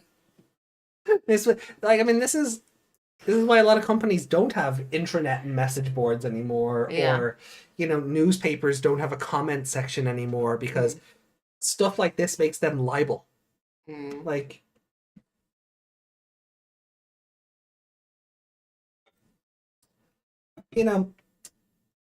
I just thought it needed to be addressed. Yeah. Because my question still wasn't answered. I got told I'm a fake fan for liking Atmon. And no, you got told you were an idiot. Oh, that's the same idiots who always talk about it, so it's obviously just us. That's just us, yeah. Just us, Translation Mon, Fairy26 on Twitter, and there's a couple of others. New people and some hey was trying to ruin anime. Yeah. Yeah, but just remember, everybody, your takeaway from all of this is that it's Atmon's fault Pokemon is such a juggernaut to the extent that it overthrows Disney. Yeah. No, Karen. Does Karen like Atmon, or do you know? I think so. I'd be honest, like I haven't. I'll be honest. I love Karn, but I have not made time to sit down and watch a lot of the newer videos because. I don't remember if I've ever watched anything with Karn's with Karn, involved. Yeah, no, Karn's a sweetheart. But I just like a lot of the videos of what if X Digimon evolved via X means. I just have I want to go back and watch them all. He is an Atmon fan. Oh, that's good. Nice. Yeah. So us, Translation Mon, Karn X, Fairy62 on Twitter. There's a whole it's more than us. It is more than us. Maybe we're the most vocal, but it is more than us. Atmon does have its legitimate fair share of fans. They wouldn't be including it in things if it didn't. No, and I think we said this while Atmon was airing. They would have just let it fade to obscurity. I think Atmon was just ahead of its time. The topics it's handling, I think. If it came out today where everyone's worried about AI art theft and AI replacing people in the workplace and all of that stuff, I think if Atmon came out today, I think reception-wise to the story it's trying to tell, it would also be woke bullshit. Oh yes, it would also be. Yeah, it would also be woke bullshit. That's how they'd hate it. Yeah, fucking the D and DEI stands for Digimon. Or DEIGmon. Oh god, that's what they call it, isn't it? Yeah. Kanaka would be writing his sequel follow-up to the Tamers cancel culture stage play, and the next the big threat would be Digimon. Oh, don't give him ideas. Oh shit, I turned into Muttley. Or Doggymon, I guess. Your drink. Yeah, I need to take a sip of the drink. It's just juice. I'm not on the alky tonight. But I just also if people wonder why I don't make those kinds of videos, like what happens if X evolves with Y? It's because Karn has that all covered. That's Karn's baby, and I am in no way stepping on that. That's you're a sweetheart, and you put out good stuff. I just have not made time to go through a backlog. That's that's on me. Every time you do have, you are Also fellow Celt. So, I support our fellow Celts. You can start doing anime reviews. Isn't that what this is? I know we haven't watched the anime in about a month, but isn't that what this is? Actually, just on that. So we're going to be doing Liberator Chapter 11 on Wednesday. Sunday is interesting because we could go back to Adventure 2020. right. But I'm on call the following week, so there's no show at all. Yeah. Then the following week, Wednesday is Digimon Con. So we won't be watching any anime then. Yeah. We don't know what way our weekend is working out with the show and being up in the I still have to arrange for accommodation for when we go traveling. Yes. We don't know if we're going to be traveling Sunday either. Yeah, that's what I mean. I don't know Yeah. if we're going to be coming home that Sunday or if we're going to be back Saturday night. So I don't really know if the Sunday of Digimon Con will be watching 2020. The reason there is a 2020 or a potential show next weekend at all is the plans with the friends we were meant to be having over fell through. So it's freed us up. That's basically what happened there. Because there wasn't meant to be a Sunday show next week. I mean, condense it into like a full series review rather than multiple live streams. Although this format is pretty unique. I haven't seen anyone else do it. And that's what I wanted. I wanted something different. Like I've always acknowledged, and I will never deny, that the initial format idea of bring newbie in to push my hobby down their throat. Translation Mon did that first.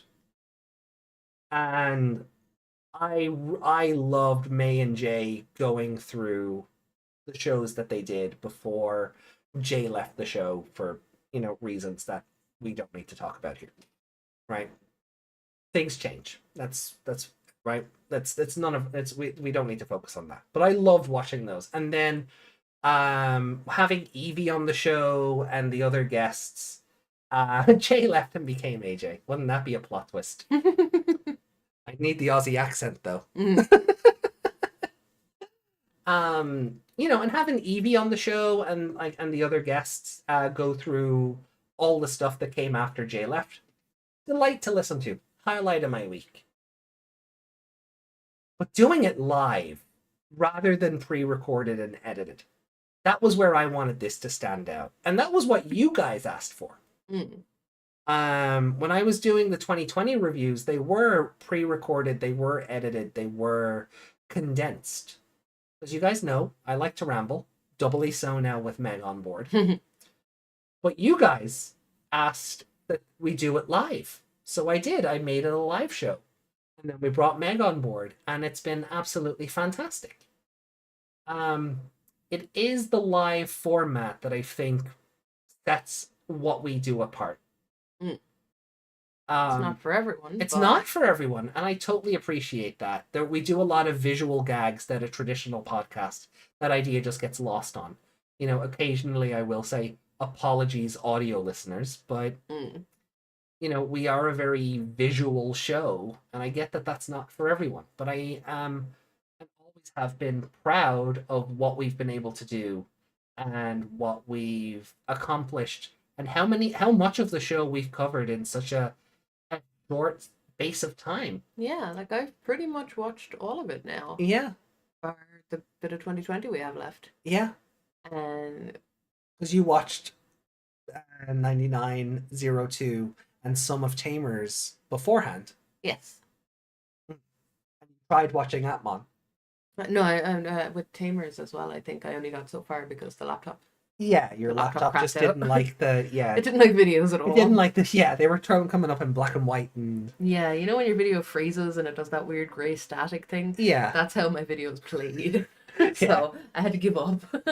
That laptop was a potato. Yeah, that laptop just did not like the codecs for the videos, so No, like it I is had what to it give up. is. Ah, and I love seeing you guys use the emote. Yeah, Like, I love that's- it. You know, I love that.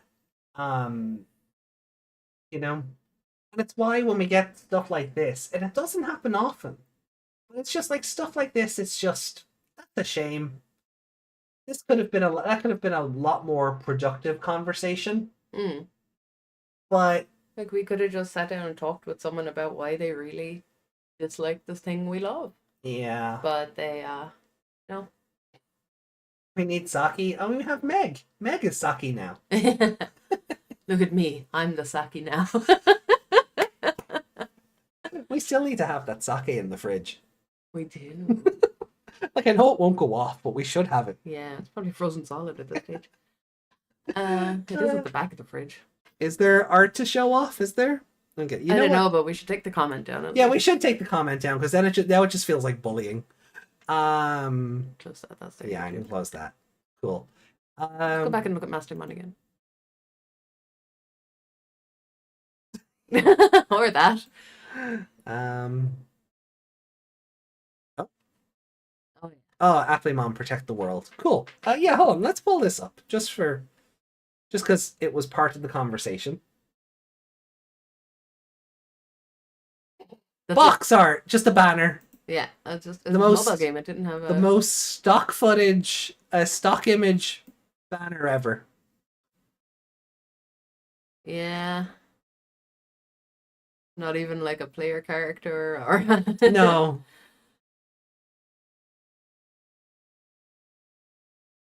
So you could download it from Naver. Okay. Naver? Let me see how you spell Apple. It doesn't even say Apply. It says Applemon. Probably how it. Applemon the Hmm. road. Oh, it's in English, yeah. The Waldo. That's what it says, Waldo. Zawardo! Yeah. I mean, it's probably not on that service anymore, but Yeah. okay. So here's the yeah, those just look like the 3DS game models, to be fair. I mean, I know Charles up here is probably the player character name, but there's something funny about a Hackmon named Charles. It's very regal and distinct for our little hacky gremlin here.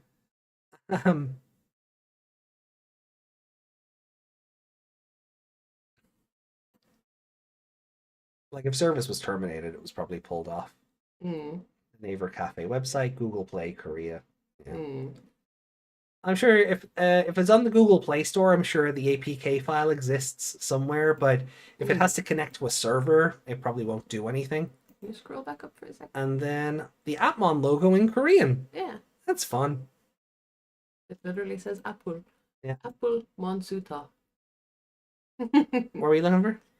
I just want to see how the game is spelled. Okay.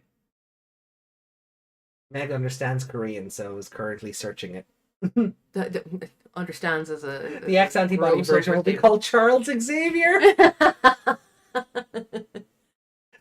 Actually, you know what? That'll be a fun gimmick that will piss people off. Give the Appmon the X antibody. Ooh. There's a fun gimmick to piss people off.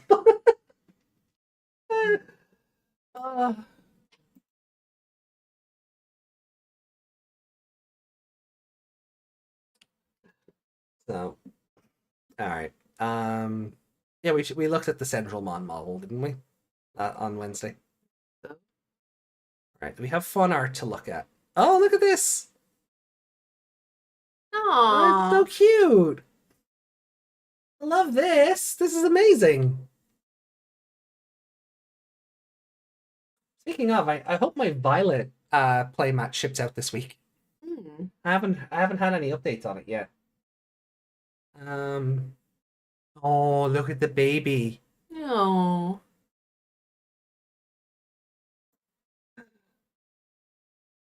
I need to go give that a like and a reskeet.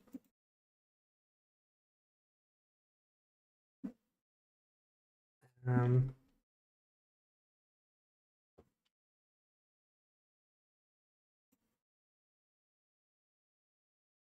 uh, Pancake Terriermon? Aw. We don't have a Terriermon to put on our pancakes. No. We have a Lotmon, though. It translates them to Applemon. Applemon. Oh. So, is Wendigomon just going to bite his head off here, or what are we doing? Yeah, he's holding him up going, no, no, and he's going, No bitey. yes, bitey. Wendigomon's just a big puppy. No bitey. Ah, hungry. Ew. The rare Russie. Ah, Am I wrong? why? Why would you say that? I mean, it looks like the front of Hydramon. And someone did a concept art of Ranamon and Kalmaramon fused together for their hybrid evolution. Yeah. I dig it. Yeah, that's pretty cool. Have a little blaster on Ernie. Yeah. Yeah, no, I dig this. Stilamon, Ranamon x Kalmaramon. Almost Satilla. Yeah. Ninja Leo, Jesus. It's because I You saw thought her. Leo Yeah, I Mon. just saw her name. Ninja Lilymon, which I think is adorable. Dogachimon X would look more like Omegamon. Hiss and boo, Jesmon. Hiss and boo. Yeah, I think we're getting back into art we've shown off before. But you know what? It's just a happier thing to end on. So I'm gonna put that up because that makes me happy. Did you just post something else? Oh. Or maybe I just got a late notification. Dogachimon Buster X. No, don't make him a Mega Man. No, there's nothing there. No? Okay. There's something in the internet. Oh, just non-Digimon art. Oh, That could be a Digimon. that's Leviathan, apparently. Mm. Wood. Yeah, we showed this off earlier. Oh. What the?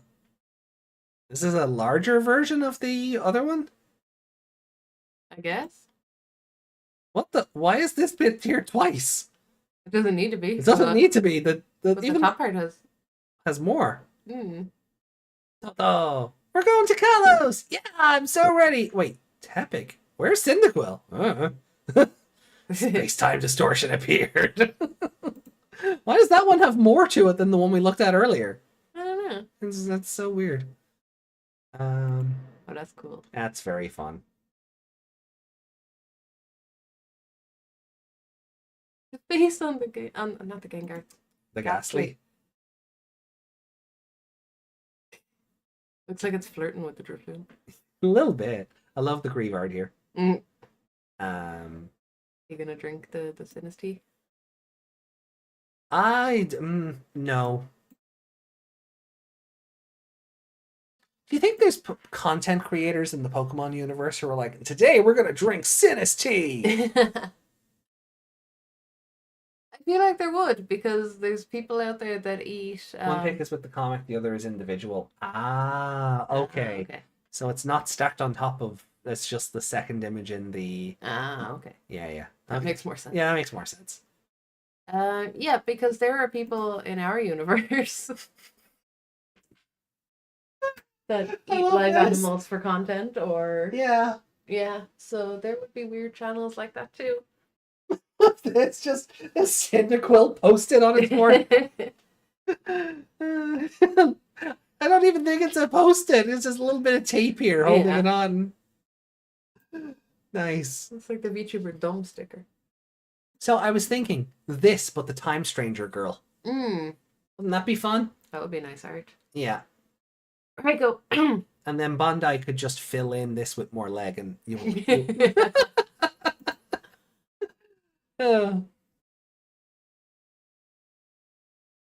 There definitely would be something about Gardevoir and milk. I saw somebody got the life-size Gardevoir and then put tights on it. Oh no. And I'm just like, yeah, I understand. I will not judge, but I understand. And then the model sculptor, one of the model sculptors I follow on YouTube, created a bit more of a sexual variant of it. Oh. She put Gardevoir in the tights, sculpted the model, made the bed, sculpted the bed, did all the stuff, and so the Gardevoir is kneeling on the bed, looking back and lifting up one of those like skirty bits. Oh, wow. Yeah, it's kind of incredible. Like Wow. to have the skill and the talent to do that, just on a whim, just make your own model. Yeah. Just make your own figures that you'll never get officially, kind of thing. You know, like the definition of fine, I'll do it myself. Yeah. You know, Bandai won't give me booby Andrew Woman. yeah. Well, then I'll make it myself with even bigger boobs. Right. I wish. Speaking of, Bigger boobs. so that is where we're finishing up tonight. Everyone, thank you so much for hanging out with us. We deeply appreciate it. I will be back tomorrow with more Cyber Sleuth. Yeah. I And thought you'd be doing that again. I Yeah. keep forgetting Monday is the day after Sunday. it's kind of how the days of the week work, Meg. I know. Sunday, Monday, Tuesday, Wednesday, What was Thursday. that girl? The guy asked her, does she know the months of the year? And she went September, January, February, March, April, May. And she's so confident. And then she gets to where September should be and is like, oh, I don't know.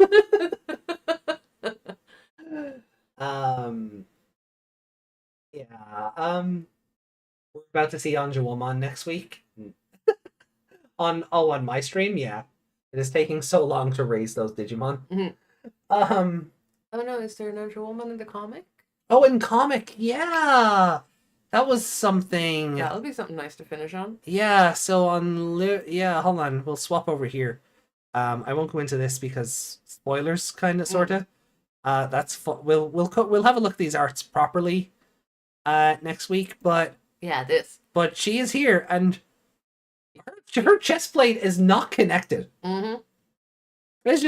She is just bursting out of that chest plate.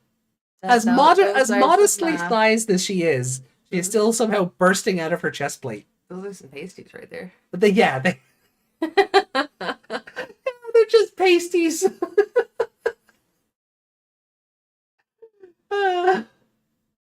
No, seriously, like as modestly, like the artist here could have made her bigger. I think she's quite big. She's just not. She doesn't have any spillage. She's like a C there. You can't judge that by looking. She looks quite big. She's not I as know big she's as pushing forward. She's not as big as she was in Try. My favorite Anjouamon. I loved how they glammed her up for that. Like, And I will defend that Anjouamon to the death. Like, if you put yourself where she is looking down at those boobs, they come out quite far. Also, her helmet, like, what is this? Like, what is with the juts here? Like, it's normally just, like... Straight across? Just straight across, yeah, like Anjumon's. But this one made it more like... Yeah. Which you can see almost. Yeah. She's going to peek out under it like that other one in the art. So, March 13th, which is the week we're off. So there won't be anything there. And then Wednesday we'll be doing Digimon Con, and the following Wednesday then I don't really know because of the wedding. Yeah. Maybe maybe we just do anime on the Tuesday rather than anything on the Maybe, Wednesday. yeah. So kind of leave it with us the way the rest of the week is gonna work out. The rest of the month is gonna work out. We'll kind of have to Do some shimmying and scheduling. scheduling. Yeah, we'll have to do some shuffling. Every day I'm shuffling my deck. So, yeah. It's for realsies this time. Thank you so much. I will see you tomorrow for more Cyber Sleuth. Wednesday we'll be doing Liberator episode 11. And then we'll kind of just see where the rest of it takes us. So, good morning, good afternoon, good evening, and good night, depending on where in the world you've been watching this from. My name is AJ, joined along, of course, by Miss Megmon. Bye-bye. And we'll see you all soon. Bye. Bye. Love you. Love you. Da-da-da-dun. Yes.